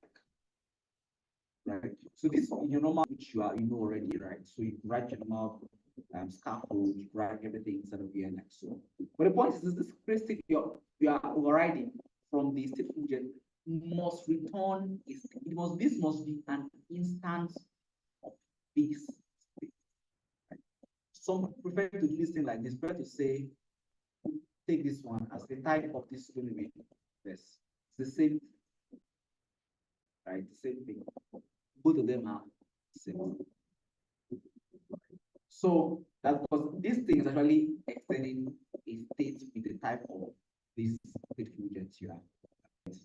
The point is, you have a complete measure for the create state method. The create state method must return a state object. Then you have a class that actually extends a statement state class. Then you now return that class, the object of that class in your create state method. Hope this makes sense. Yeah, but not that much. Maybe at a later time, I can be able to perhaps tell. So this create state, Yeah. can you explain a bit more on that create state? You know, normally you are very sure of the build method. Now the build method is every widget you create, right? Your stateless widget basically. When we had the stateless widget, right, we had to override the build method. You know why we did that? Yes. Because there's an abstract method inside this class. Yes. And you must have a concrete implementation for every abstract class you are actually inheriting. Yes. So basically, all the abstract methods in abstract class, you must have a concrete implementation for them. Exactly. Now, this guy again is an abstract class. This guy in this abstract class has an abstract method called create state. Okay. So you must have a concrete implementation for that create state method. But the truth is that create state already has a return type. The return type must be an instance of the state object, that state class, basically. That's the state object, must be state object. You get? So definitely, yes, you must return something that's going to be an instance of this state class. Right? So that's why we have to come down here, create a widget that extends the state class. And then we're going to pass a type of this, our state widget we can pass in here, and return it inside this create state. Notice an arrow method, right? Arrow function. Yes. So that's all. So basically, we're just returning an instance of a state class. So instead of that's where we can, this is very similar to your stateless widget. You can write your normal build method here. This guy now, you see this guy is an abstract class that you must have an override for the build method too. If I remove this build method like this, it will throw an error because it's telling you that, hey, missing concrete implementation for state.build. Did you see that? Yes. So you must have a concrete implementation for the build method because the build method is in this state class. This state class is an abstract class that has an abstract method called build. That's why you must have a concrete implementation for it. So you now take this widget you created that is inheriting from this state class, and you return it in your create state method inside your stateful widget. So basically, this is the stateful widget. Why this is your state widget?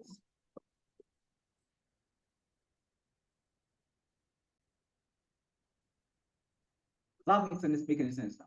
So whenever you are creating a state widget, you must always have a state widget because your create state wants to return a state widget. So you must inherit from the state widget and your build method in your state widget. Right? Yes. So if I say this now, you will say it's a blank screen actually, because let's say that you should see a blank screen. All right, a blank screen. There we go. So because we took everything here, the other class here, and then the other Mm. So now, having said that, you can even write your normal thing. But now we're going to do something that's stateful, right? I think we can build more like a counter, a button that you can increase, decrease, like so. You build that if you want. So let's first have, let me show you how you can build simple UIs. My intention is this: I can have a text, I say counts up, and we have two buttons down. But that's going to make me go into layers. I'm not on layouts, so I don't want to talk about layers now. But we can use something in the scaffold called floating action button to achieve that. So let me see. If I go here in my scaffold, I can have a. I'll talk about scaffold properly later. Can have, and let me talk about it at the same time. So we can have something like let's have a body. So the body I have just have a center, just or let me just do something just to make you say what you plant. Then add the container. So then you can add a child of the container. Now, why is it complaining? If I ask, why is it complaining? Okay, it's expecting a const, right? No, watch. The constructor being called isn't a constructor. Okay, okay. Try removing what? The const from the constructor. Exactly. So the const coming from here. But you can't My put first, container inside the const constructor. So basically, I have to move this. You get okay. that? Yes, yes. Now, I cannot have a child. The child will be self-center is at the center here, like so. The child to my center is going to be more like I have a text. This guy is going to see something like let's say click to the right. So now we put let's put seven. Let's just do a single sign. But I have to put a constant now because center is now a constant. Has a constant. So I Okay. let's do some decoration, right? So then we can pass color. Can I do maybe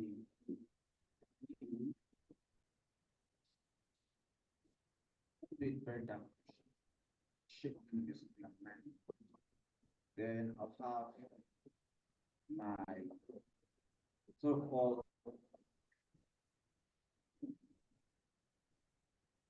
the text. I can give the text color. Can style it here a little bit. And give it.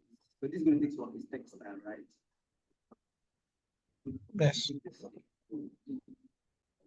But I'm giving that one the background color of the dark blue for accessibility.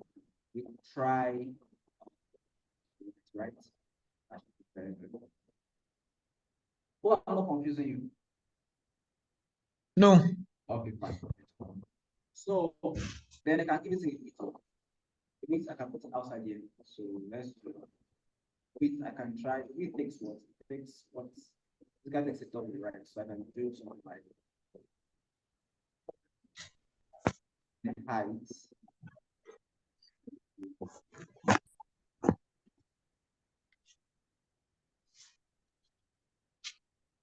Because I actually want this container to be in the center. So I could change this to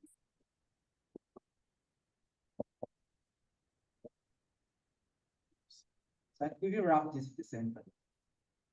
Right? So I just have wrap it. See what I did? Was that too fast? Let me undo what I did. Yes, So, yes. Now we are at the center of eh? the screen. Okay. Say what? You're making the making the container to be at the center of the screen Yeah, exactly. So when I you want to wrap wrap it there. the center. So I click on refactor. I click on wrap with center, right? Okay, Just want yes. center. Mm. You don't have to take it now with the center, right? Let's say that's what we have. Let's say that you see the text right in the center there, right? You will see that. Okay. So if I have to remove this window, I can see it fills up everywhere, right? But that's the way it Mm. originally feels like that. So you just think about as much speech as possible. So I give the height, that's fine. So I can increase the font size of this thing, right? Just put the font size, right? Yes. Let's see. There we go. It was too big.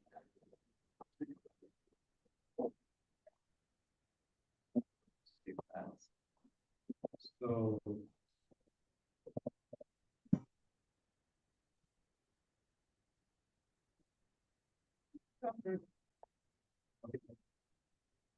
so now I have your click zero time. So I want to have a button. Now on the scaffold, there's one beautiful thing we call floating action. So I just add a floating action button like you can see. This is the prop that takes a widget. So I want to create a 1 minute, please. 1 minute, please. Hello, hello, sir. Good day. Valentine. I know it's Valentine. How are you? How are you? Okay. Um,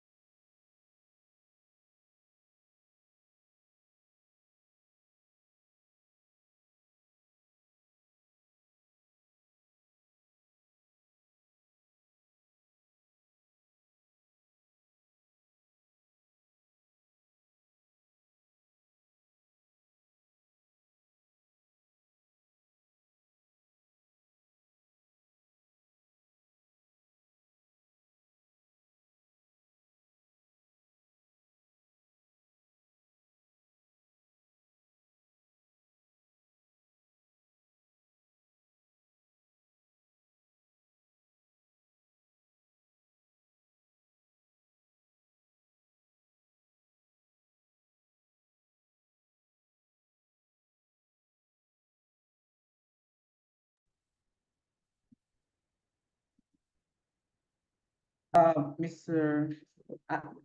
What should I reference you as your name? Guys, it cares. I've forgotten your name actually.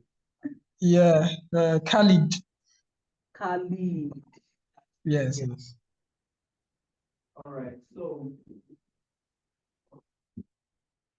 Sorry, I call. I just need to reply to that guy. So, floating action buttons is an action. Have you used it before? I've seen how it works when you start a project in Yeah, Flutter. it's up in here, right? You see a button here, Mm, right? exactly. You can position it anywhere. You can position it up here, but this is like the most from user experience. That's like the best place to position it. Mm. So that guy needs the floating action button object. So basically, to call the floating action button class, like so. And this guy takes a couple of things. Take an on press. On press is basically what do you want to be done when the button is pressed? Basically, when it's pressed, what do you want to do? This is going to be I'll leave it as an empty function for now. Then it also takes things like a child. Child takes a widget. You can see a child takes a widget, right? Takes a widget, and this widget now could be anything. For me, I'm going to put a simple text, and the text is going to be a plus. I can use a plus. Later on, I'll talk about how you can use icons. Now just put plus, and then so. If I save this, you should see floating action button somewhere there. Everything working. And you see, there we go. You see that? Yes. Looks pretty small, right? So you can also adjust style of that. Maybe, but you can also use an icon. Maybe let's use an icon then. So the icon, since we added that particular icon, so we can always do things like icons dots, icon dots. So you call the icon class. You not do icons dot there, then you can pass in something like add.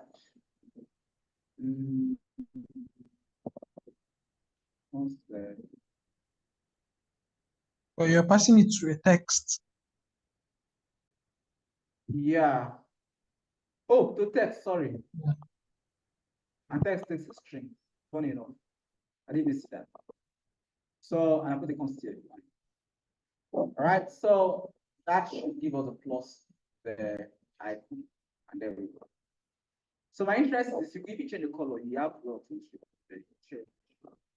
If you do that, like background color, make it up green. Make it colors, just put this thing, colors, dots. You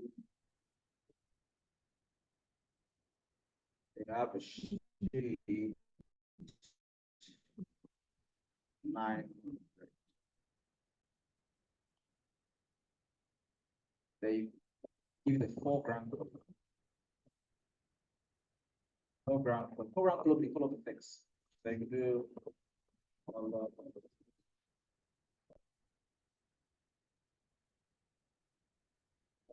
So interest there is if I click on this, I should be able to increase this, right?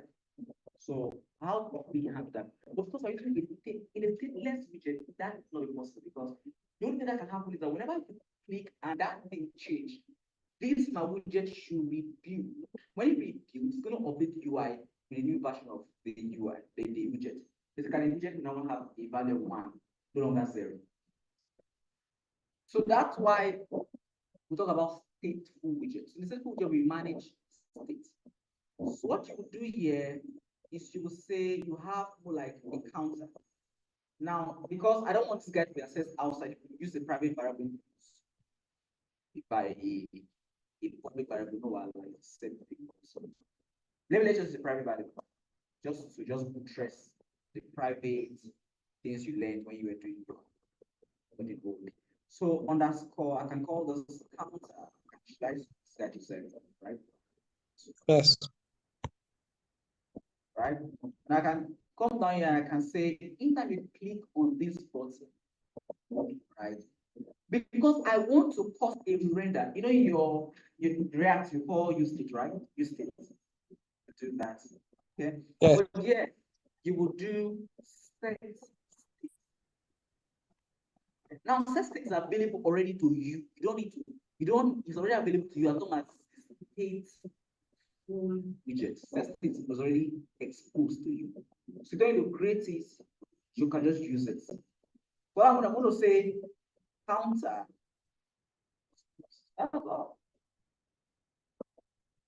So anytime I click on this button, call set state, and set going to call set state itself takes a callback function. And that function, you do what you want to set it there. All I want to do is just basically to increase counter by 1. Then instead of keeping counter here like this, I'm going to use it here like so.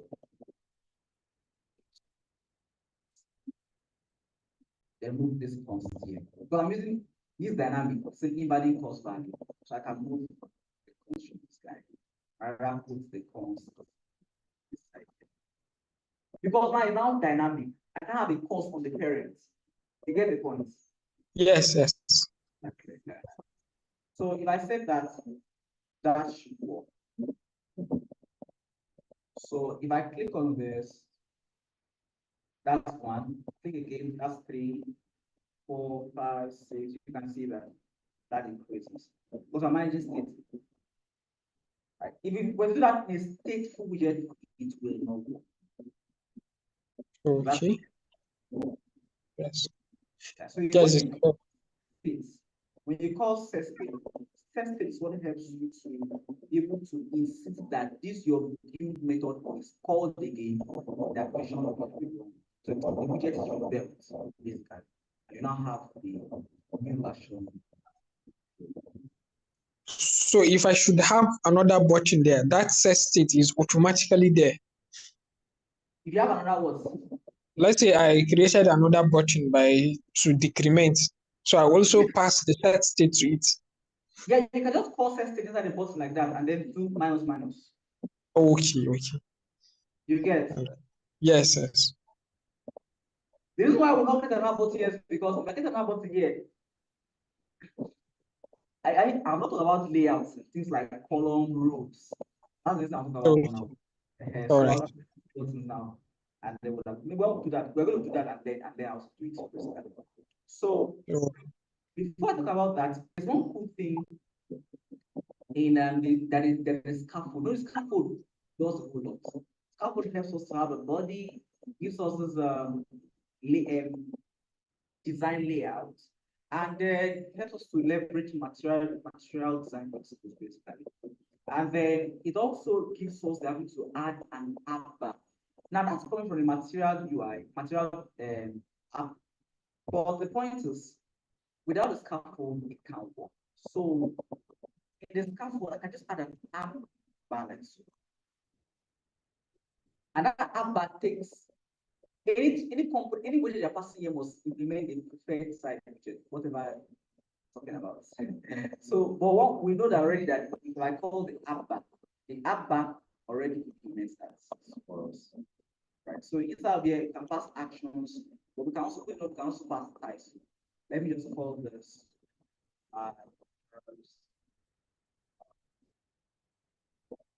This takes a widget, sorry.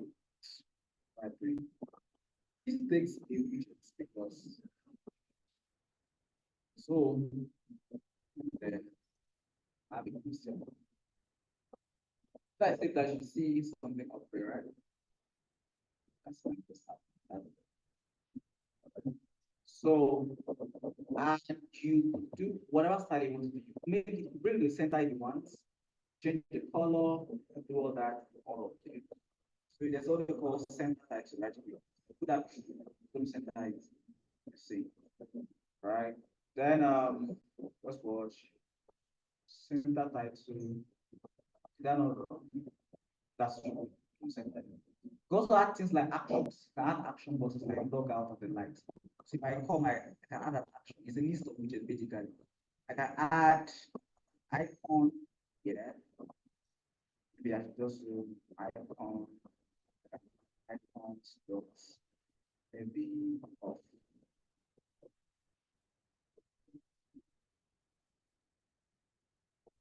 Maybe let's just do like pin outlines like that, right? So you just I see that you see something there. You see that? I see something there. Right. So you can add like these actions you want to okay, right? Another cool thing you can also get from the scaffold is things like drawer. You can add a drawer. That's one beautiful thing about the scaffold. So I will talk about that now. Talk about that when I go to navigation. We go to navigations, you see something by the right here, like you see drawer, then you can click on that icon and then it brings up something by the left, options like that. Have you seen it before, right? Yes. So all those things coming from the scaffold, you can add them directly to the scaffold, right? So yeah, you can even add um, um, let me take something. Drawer and a drawer like so. So this guy was basically a drawer. So let me just see that and give it a color. Let's give it a color of the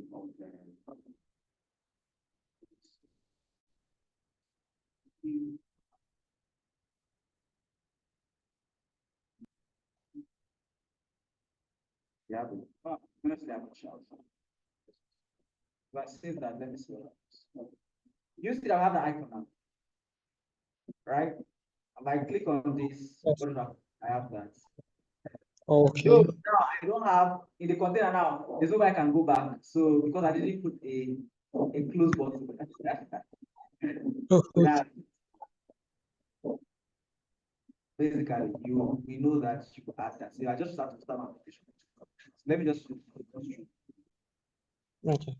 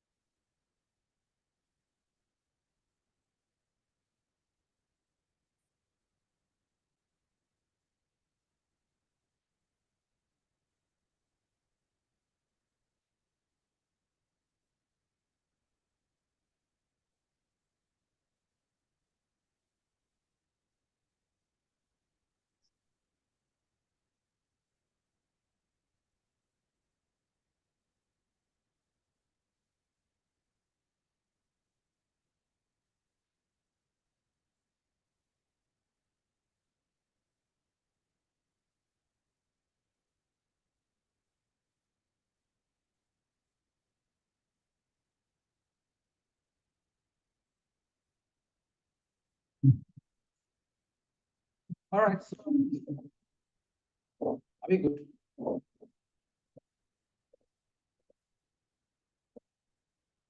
Are you there? Khalid,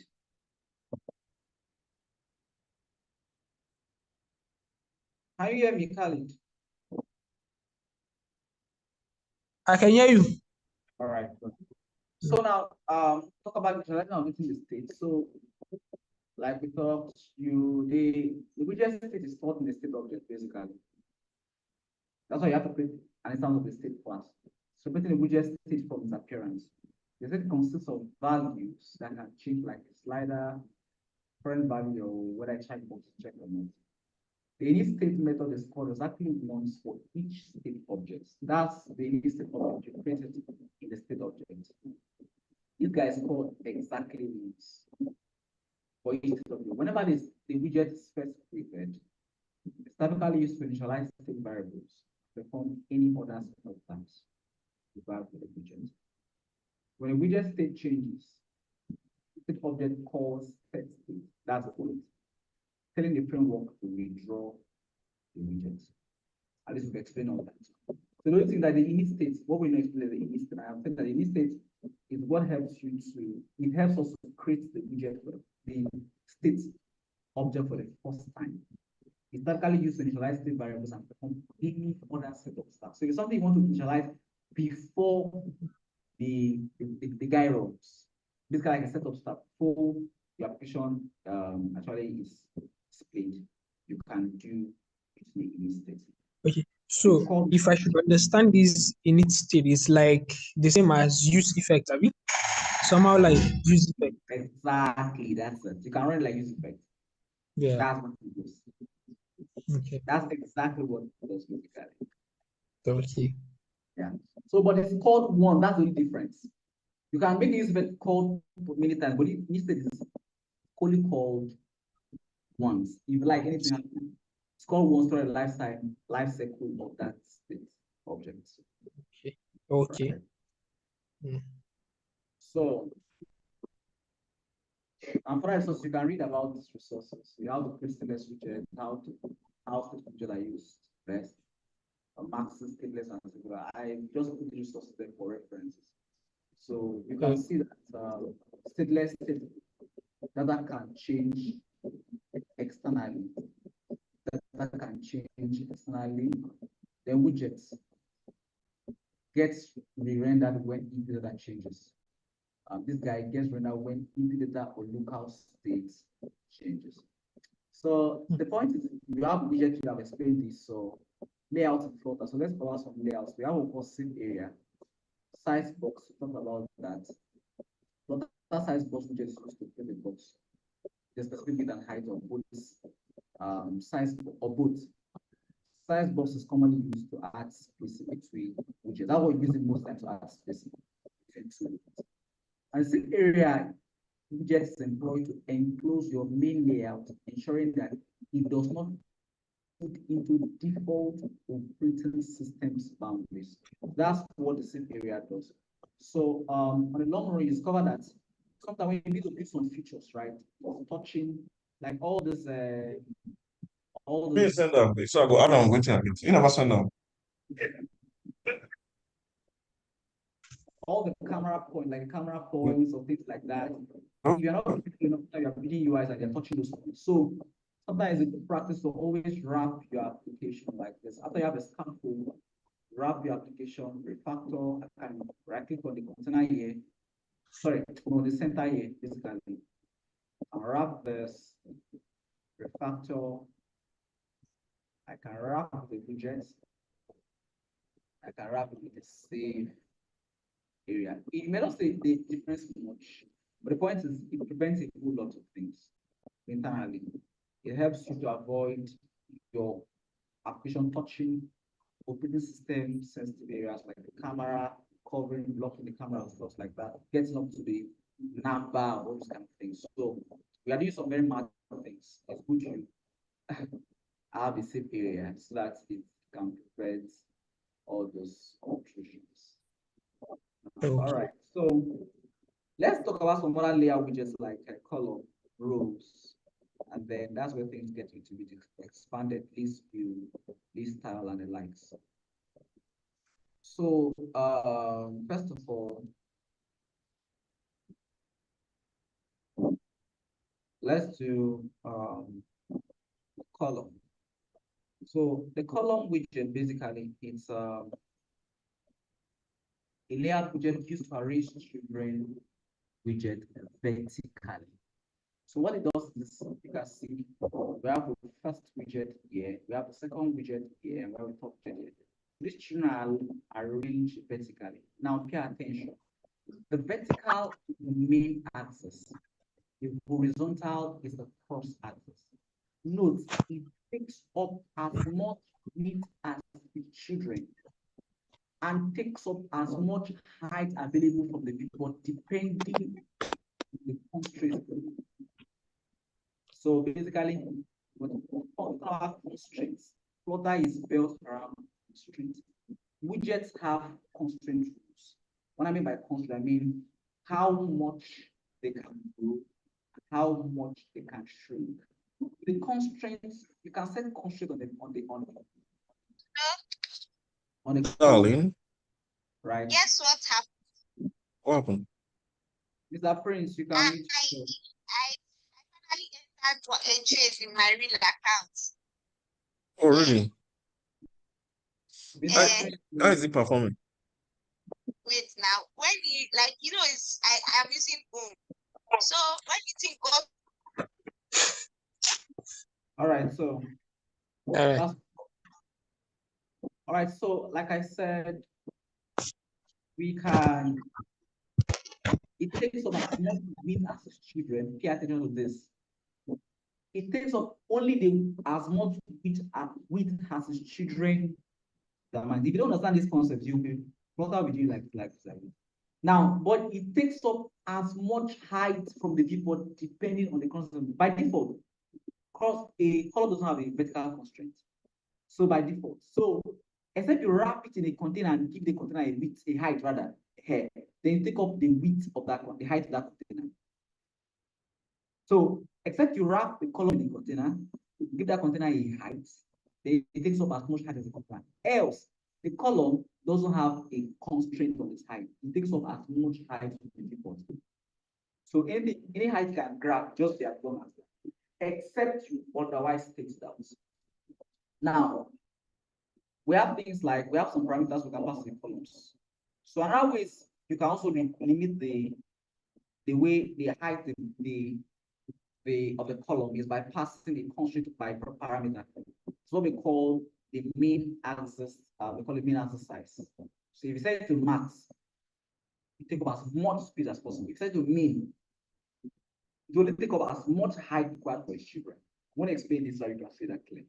So the properties we can pass for a column are things like mean axis alignments, Para give the stats, mean that you push it to the stats. Take it to the end, push it to the end.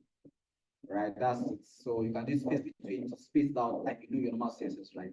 Center, space around, space like that. So then we also have mean as a size, like I just explained. We have things like cross axis alignment too, the same way. Then I think we should also have things like cross axis size too. Yeah, then we have children, past children. And children is not a list of widgets, right? It's a list of widgets. So basically, you have a list of widgets. So let's see how we can explain that.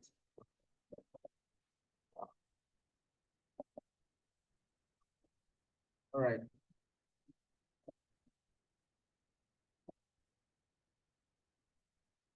So first, I'm going to just grab everything here, put a new file. I'll call this state.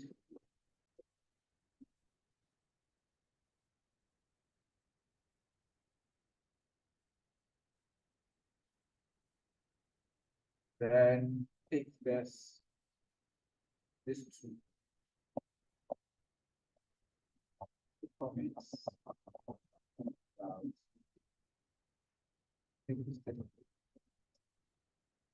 So here we need to import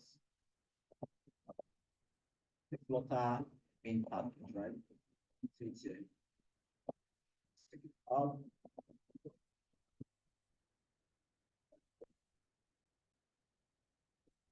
So I didn't talk about this package. So this is like the material package that you import in Flutter. You're going to use things like the material, stateful widgets, things like stateless widgets, once you create the Flutter application, this package is called Built-in, so you can use it to do what you want to do. So now we need to create, let's do a simple stateless widget here that we're going to explain rows and columns and the like. So let's do something like layouts. So this is a class. Let me just call this layout widget. So we're gonna extend stateless widgets. I'm going to override our view method because we have to implement that. Hope you know why I did this, Kali. All I just did was that in case you have things like this, and once you know you're extending an abstract class that has abstract methods. If you know the name of the abstract method, just write it out. VS Code does a good job for so it's already telling you about, just click on it, automatically fill it up. Okay. Yeah. I understand. So now, yeah, I was going to widget this guy. So I have to return, first of all, scaffold first. I'm going to scaffold. And then, yeah, I'm going to return title. Sorry, body rather. Body. Maybe I could try. I want to also have a column, right? So try column. See how high columns gives, high column gives, right? Maybe we will have by just tells for us like so. What this guy is saying is that next widgets. that states yeah.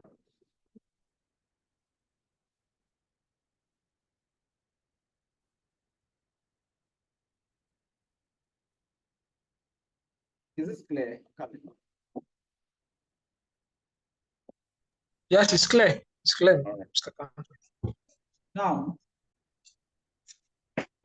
this is complete, but I don't have a constructor, right? So I just do this. I make it a constant.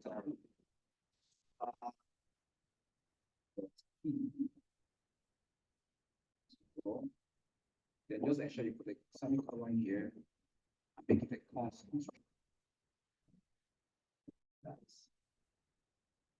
Then right here in the column, I need to pass out children, right? That's the children. Right? So the children, I can just do things like I can put in container, several containers inside there. Go to a container, then give them background color. So that's Yes. right. I can just put a width Yes. 100 and put a height of 100 for them. Then I just put the color of colors of the purple. Yeah. Then I can do the exact same thing for like maybe 3 months to trust my colleagues and change this to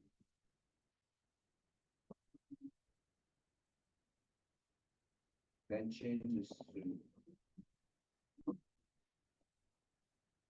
I save that you should see something different than what we have here now. It's a lookup underscore counter. Where is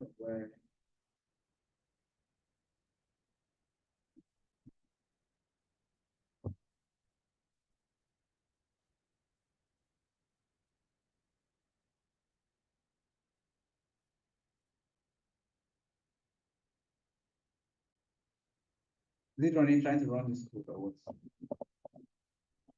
Yeah, just put this in the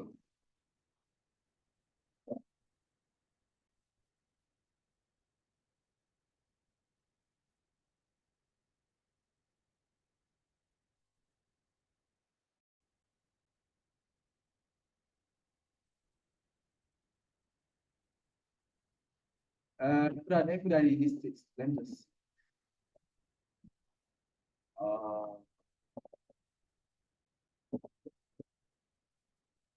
yeah. Let me see. I'll declare it outside here. Why am I doing this? So I'll declare it outside like so. I'm going to just do like that. And then maybe make it null or make the list variable. Then initialize it here. That variance is complete. That variance is complete. I'm putting that on the text right now. So refresh this. Start that. So these are how we put it to. I just want to point that out to you. So basically, what I just did here was this. I just took that counter, initialized it inside the init. So I'm very sure that it will be initialized before the errors. Right. So and whatever you're calling init, make sure that you always call super init because if you don't call these guys, there are many other things that should be initialized which will not be done. So while you are calling this, also ensure that you call the init state on. This is not basically an abstract class. This abstract method. This is basically a concrete method in this class. But because you want to also initialize your own things. So your intention is to also call the concrete method too in the parent class. And there we go. We have three containers like so arranged in vertical angles. All right, so that's it. So now you notice that to prove to you that the column takes up as much space as possible. If I try to say, because by default, we have three properties like I told you, we have properties what we call main axis alignment. And the main axis alignment is what we help us to align things in the main axis, basically. So I can do main axis alignment, which is the end of. I can do dot center. Watch what happens to bring everything to the center. That tells you can look at the center of that column.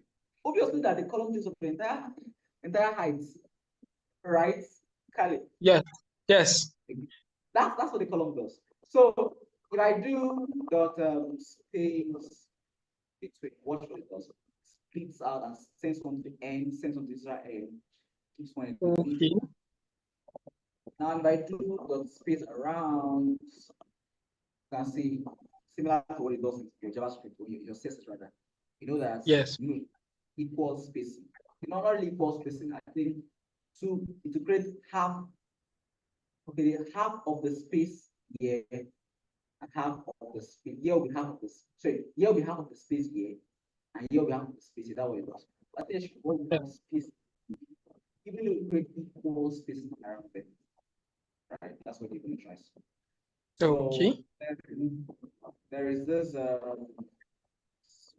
end, right? I'll push it to the end. Right? So that's like 5 of them. Right. Okay. Now, I think I can do space around. Now, but another cool thing is this. I can tell the column to take up only as much space as children, as much height as children. I can set a function on it that goes to like main axis size. So today, what's the size of the main axis? Right? I can do main axis size max.min. If I do by default, it's max. If I do min, it will take up only as much space as children needs. If I save that, what will happen to you see? Okay. If I do space, it doesn't go anywhere. All right? Because the only space it takes up now is only the space required. Yes. Okay. When I change this to max, what happens? You can see the difference. Okay. But if it's me, it takes up only the space required to display. So there's no space to space between. There's no space to space around again. But it only calculates the height of the children and creates and takes up only that particular space. You get that? So there's Yes. this cross axis alignment, basically. I can center this guy. So now, because the reason why that's not working is because by default, I think the column only takes up as much space, as much width as children. If I do cross axis,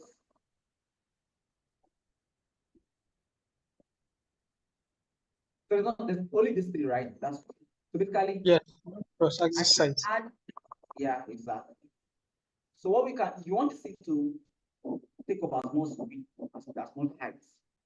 Just ensure that children have as much height as that. Maybe you can move the children, discover that yes, as that. You can see. You can take all of them, you see that, right? So we don't take up as much space as children. Now notice that this is what if I remove the width of this, other ones around center, you see that? Because of this. If I change this to end, watch other ones. They'll push the end. If I change this to start, which is by default, they will push to start. All right, you see that? So that is what happens, right? Keep that center. So because that was not the column now takes up the entire width. That's because one of his child is insisted on that. So you have to take up the entire width. So the other one that you take up the entire width and now the cross alignment can now help you jump in. Is that clear? Yes, yes, it's clear.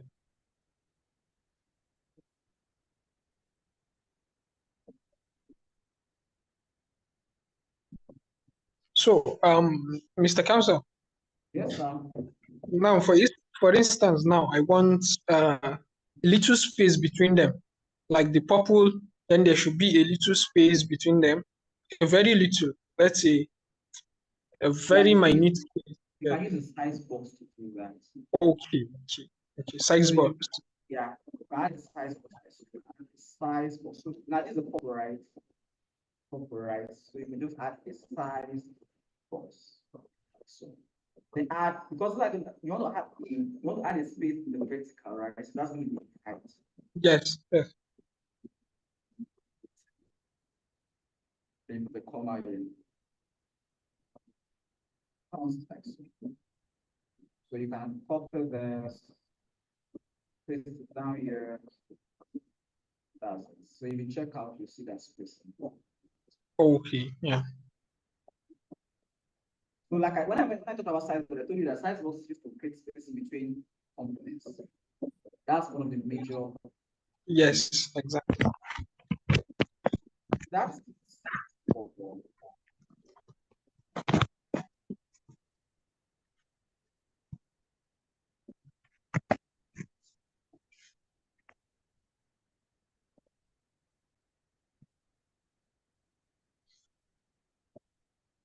So these column container, can I like, I don't know, we're not up to that point, Sham, but I was thinking, let's say I have an API call that has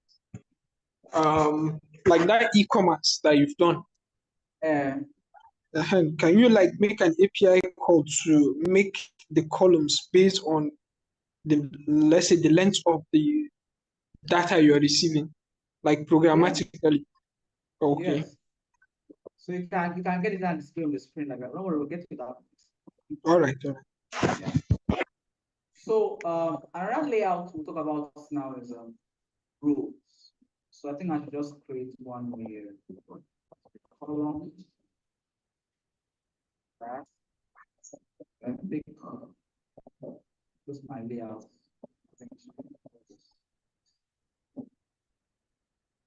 Just everything like this. Should I what's this?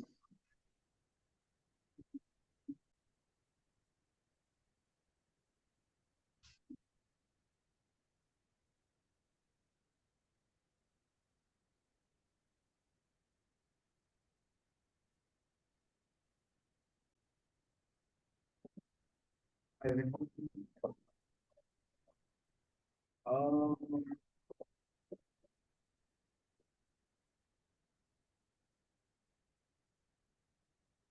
so yeah, I want to call this, I can call this my little region. Then for example, something class region and class.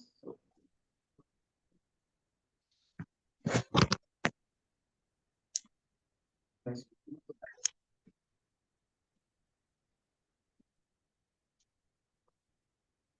now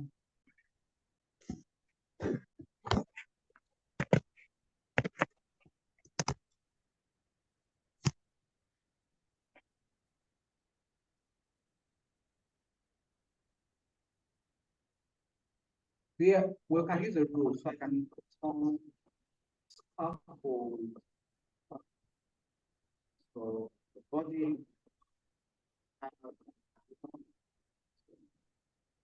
and the rule takes the children. So it's the exact same thing. I'm using the program before. So the one second is saying what saying layout view isn't variable stateless. Oh, this stateless widgets. Okay, elements. Yeah. So I just copy this.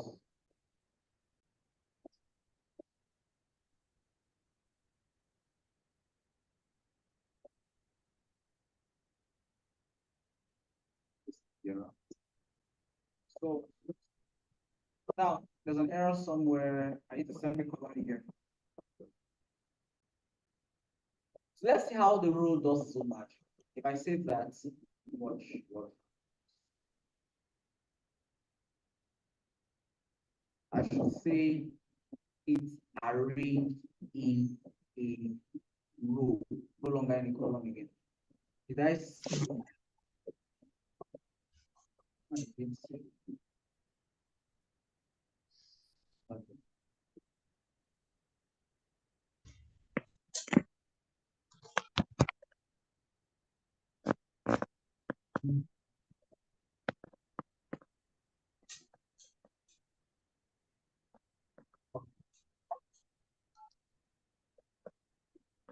right, my system is slowing down. Okay, so I have this is why it's not showing because it doesn't have a width, right? Yeah. But just give this a width. That should show. And now, like I talked about the column, let's just read about the children.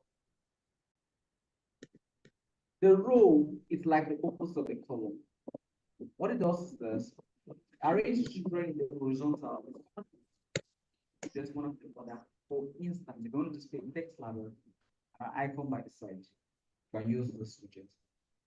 So it takes up as much height as its children and takes up as much width available from the viewport, depending on the constraints set in. So you now know what that means, right? You now know that Yeah.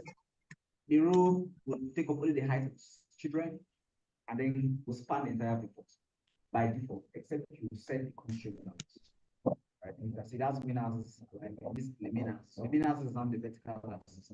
The cross axis is now the horizontal axis. Then you can set the main axis size also. Check the set right? Okay, so the row widgets. Here's a row widget with 3 widgets to the for example, you align children in the center horizontal. So you can read all those English. Okay. Let's now if I come down here, that's what the rule does. So basically, I can say main axis alignment, right? I can do main axis alignment. What would this do? What would this do? Okay, the center, it will shift them to the center. Shifts from the shift the 3 columns to the center. Yes. Exactly. That would be right? So I could do end, I could do start, I can do space between and the likes to do all that. So now Okay. you want to notice this. If I change this thing to a safe area, let me check something. Exactly. Safe area. You see what happens? Yes, yes. You see that Exactly. it's not touching this point again. The cameras. Yes. That's where this area comes in. Okay. So normally, but if you have an app bar, most of the times the app bar will fix that safe area for you. So if I remove that, I have this and just add an app bar. Have and add, I don't think I've used. Ties to the region. Let us say. So, I say, notice that that guy does the same area for me. You know that Yes. he pushes it down.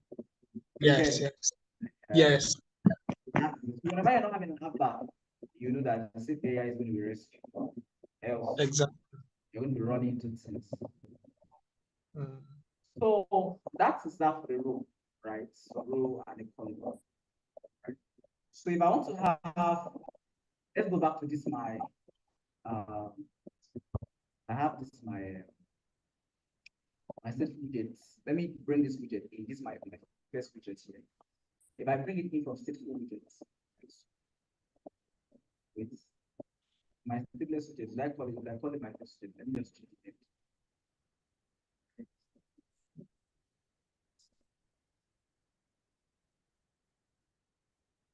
So I want to bring this my first widget, this my stateful widget operated, so that I can have 2 boxes here. So if I put that like so here, import it from that which right for that.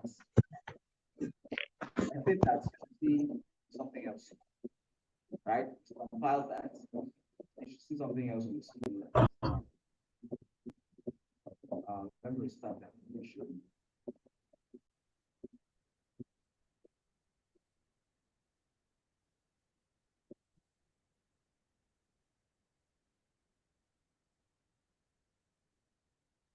So you see this, right? This is what we did before. So now if I click Yes. on this, now but we want to have two buttons here, right? Yes. So how do we implement that now? You go to where we had the button, the floating actions, right? Yes. Yeah.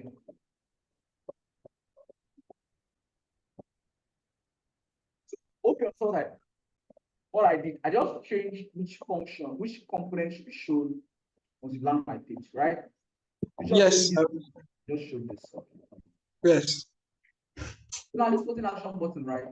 This guy is a widget, basically. So because it is a widget, I can pass it anything as long as it's a widget. So I can then have this floating action button like this.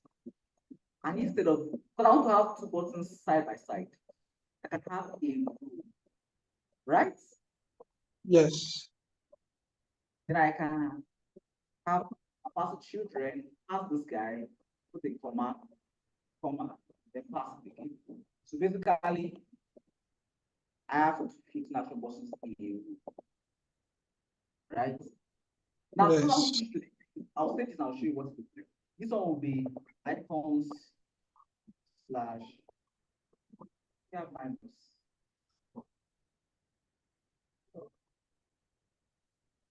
Okay, we have to try. Yeah, minimize. This is up. May not be it, but this is what I want. I want the plus first, then dig into the the structure. So you have changes to. So maybe to color different, like I just make this. What's going to be reduced itself? I'm going to make it red. So if I say that, what happens? Did you see what happened? Yes. And it pushed it to where? So the stats. Yes. So because that's what main as alignment. I do main as alignment, I can do main axis alignment and make it end. Push the end. Go to the end. So yeah, I can reduce, I can increase. This is the reverse issue. You should video. So I'll copy the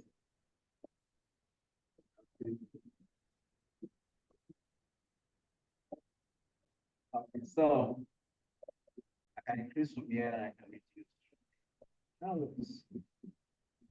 So you see that we now, because we now know layout. Now you want to have a space between the variety, we just add size box.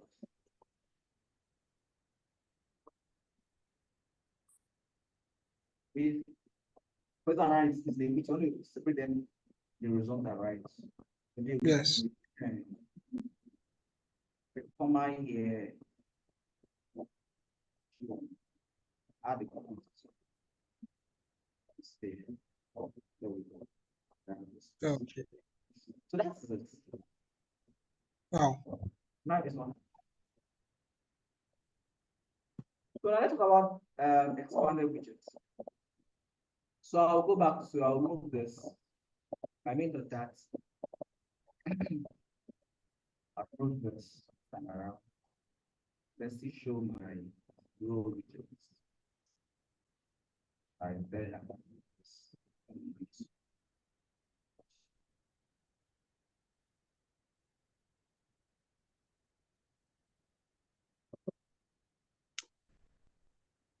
That's a widget.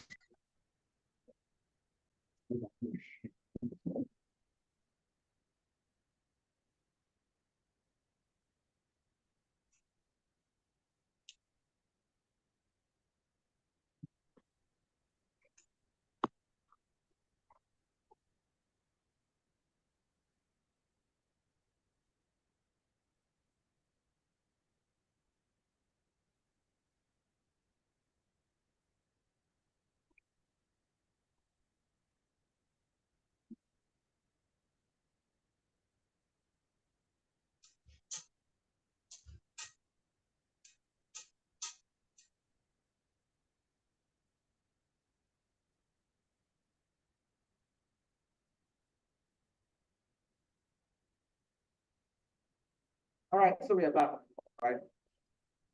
So now, expanded widget does pretty a cool stuff. Very, very cool. If I wrap this thing with an expanded, let's just read from a slide. Let's see what it does.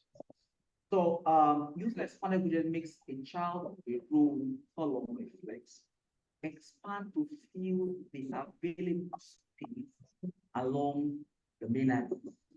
If you're using a column, the main axis is the vertical, right? So it's going to expand to fill the available, make that widget expand to fill the available space in the vertical. That's if you're using a column. If you're using a row, it's going to make that widget expand to fill the available space in the row.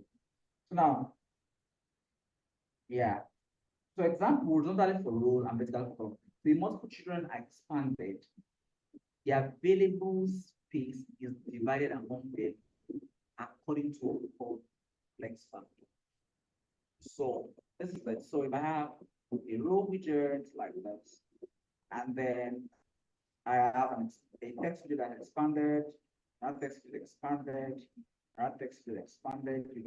So what happens is this, it's going to divide this guy. This guy has a flex factor. So basically, what happens is that whatever factor this guy is expanding by, and this guy expands by, this guy will expand by times 2 of the factors. So this guy is 1, this is 2, this guy is 2, this is 4. That's it. So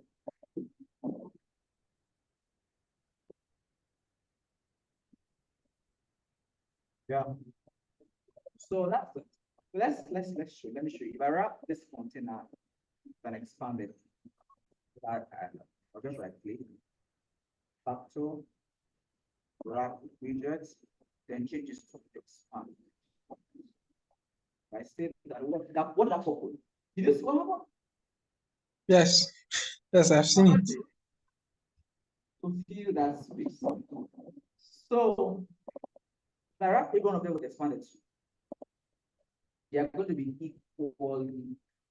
equally, they will have equal partition of that space.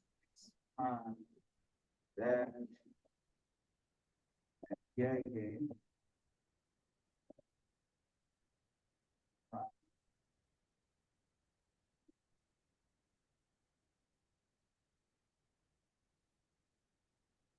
You see, equal spacing.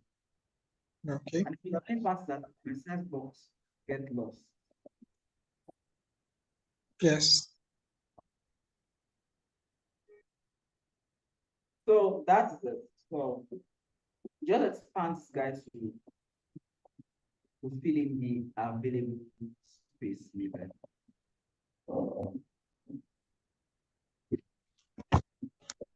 So, Mr. Kamsa, Yeah. so if you're using a Sorry. all right. I was thinking about that. With right? Yeah. Mm-hmm.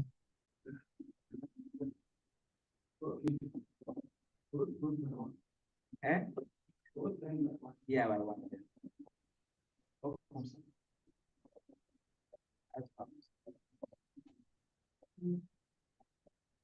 So, Mr. Khalid, we get that right? Yes. Yes. Yes. We're adding a height where we needed a width, right? Yeah, exactly. So you know that it yourself. Yes, exactly. So that's that. So now the next thing to talk about is things like, so you use the whole lot. Now let me explain something. There's a problem with a rule, right?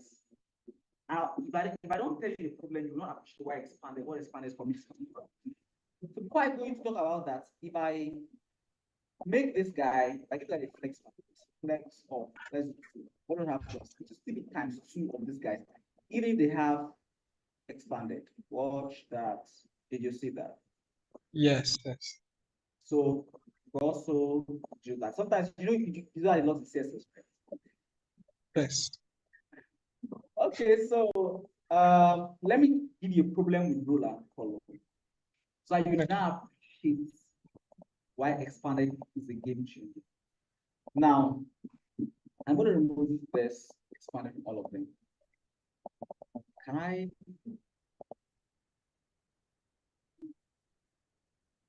I don't want to extract. Shall I remove this widget? I just remove it. Come here, same thing. Right click on this. Refactor.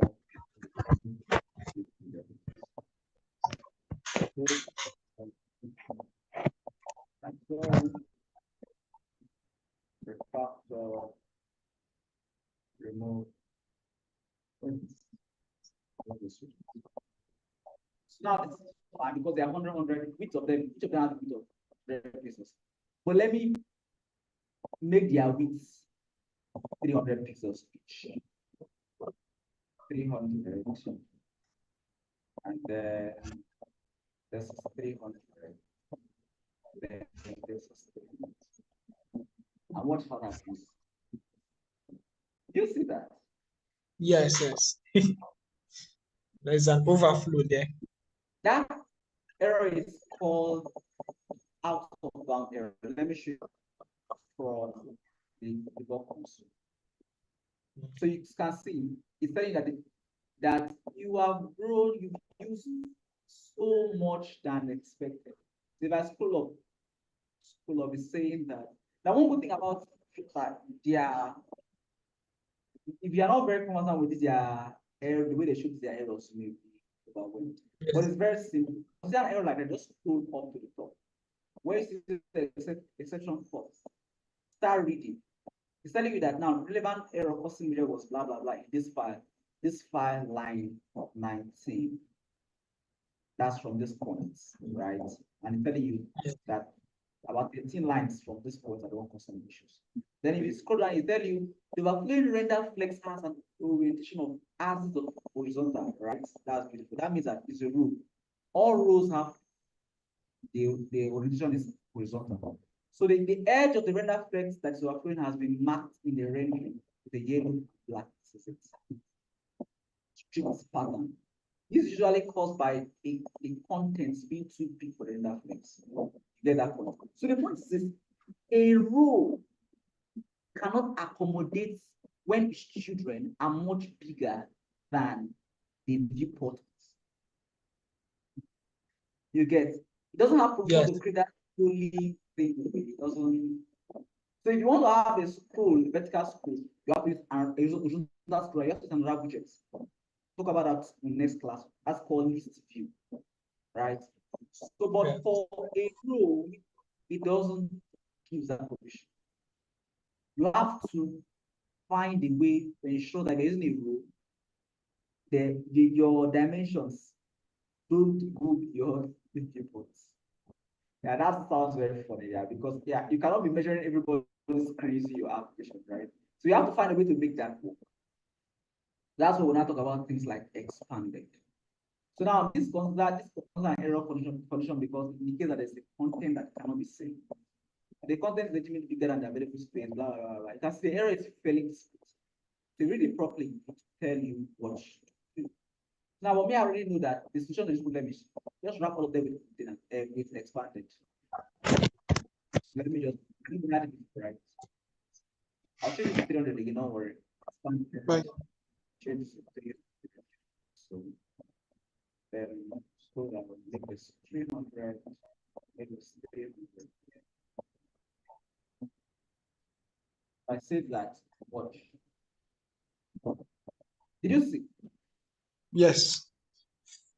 It's 300, but it did not get up 300. It just took maybe like maybe 180 or 180 there. You can expect it. So we will come in the next class. I'll show how you can expect it. Like your web applications. I'll show you. If I expect, let me just show you.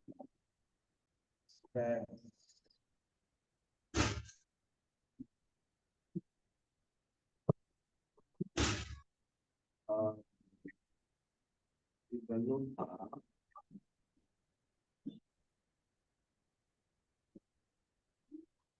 Inspect context key.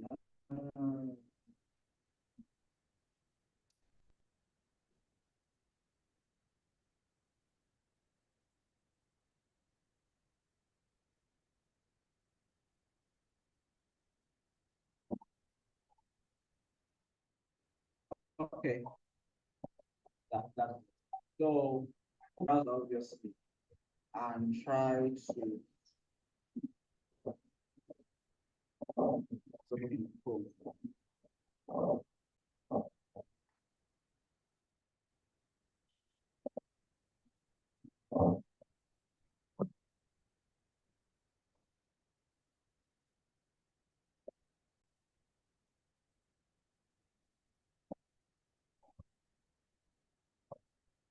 That's super improve.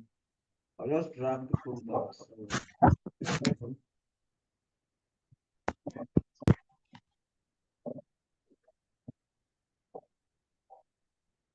So this is it. So it's trying to load, I don't know why it's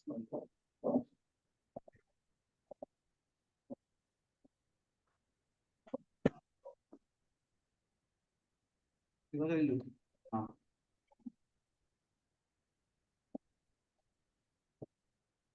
So that's how you can expect your start to count again.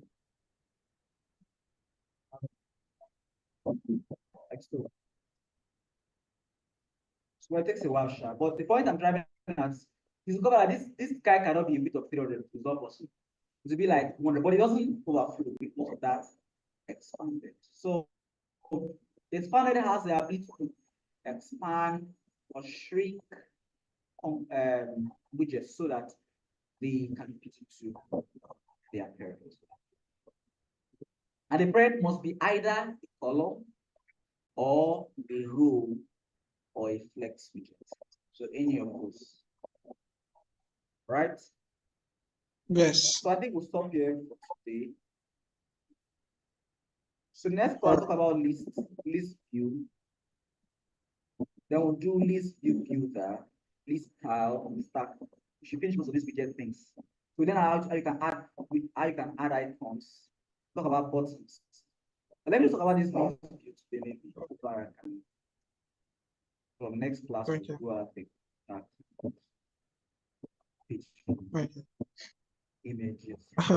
Please, Mr. Kafka, can Yes, you can send us the data go on. what we've covered. You can send us what we've covered even through WhatsApp, if possible, or Okay. the classroom, so that we. I can send you the slide, no problem. All right. Okay.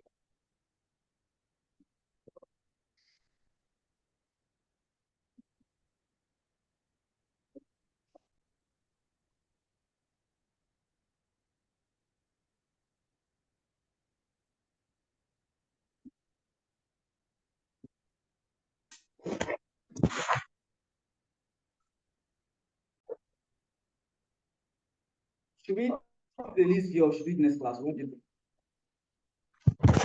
Okay, we can do it next class. Okay, next I class. think yes. All All right. right. Thank you very much. All right, now have a nice day. All Mr. right, Prince, thank you. Prince. just let us. Oh, okay. You called me? Mr. Prince, Yeah? any questions? No, no questions. All right, we meet on Thursday then. Have a nice day. All right. Thank you. Mr. Prince, say you're machinery. All right, now bye.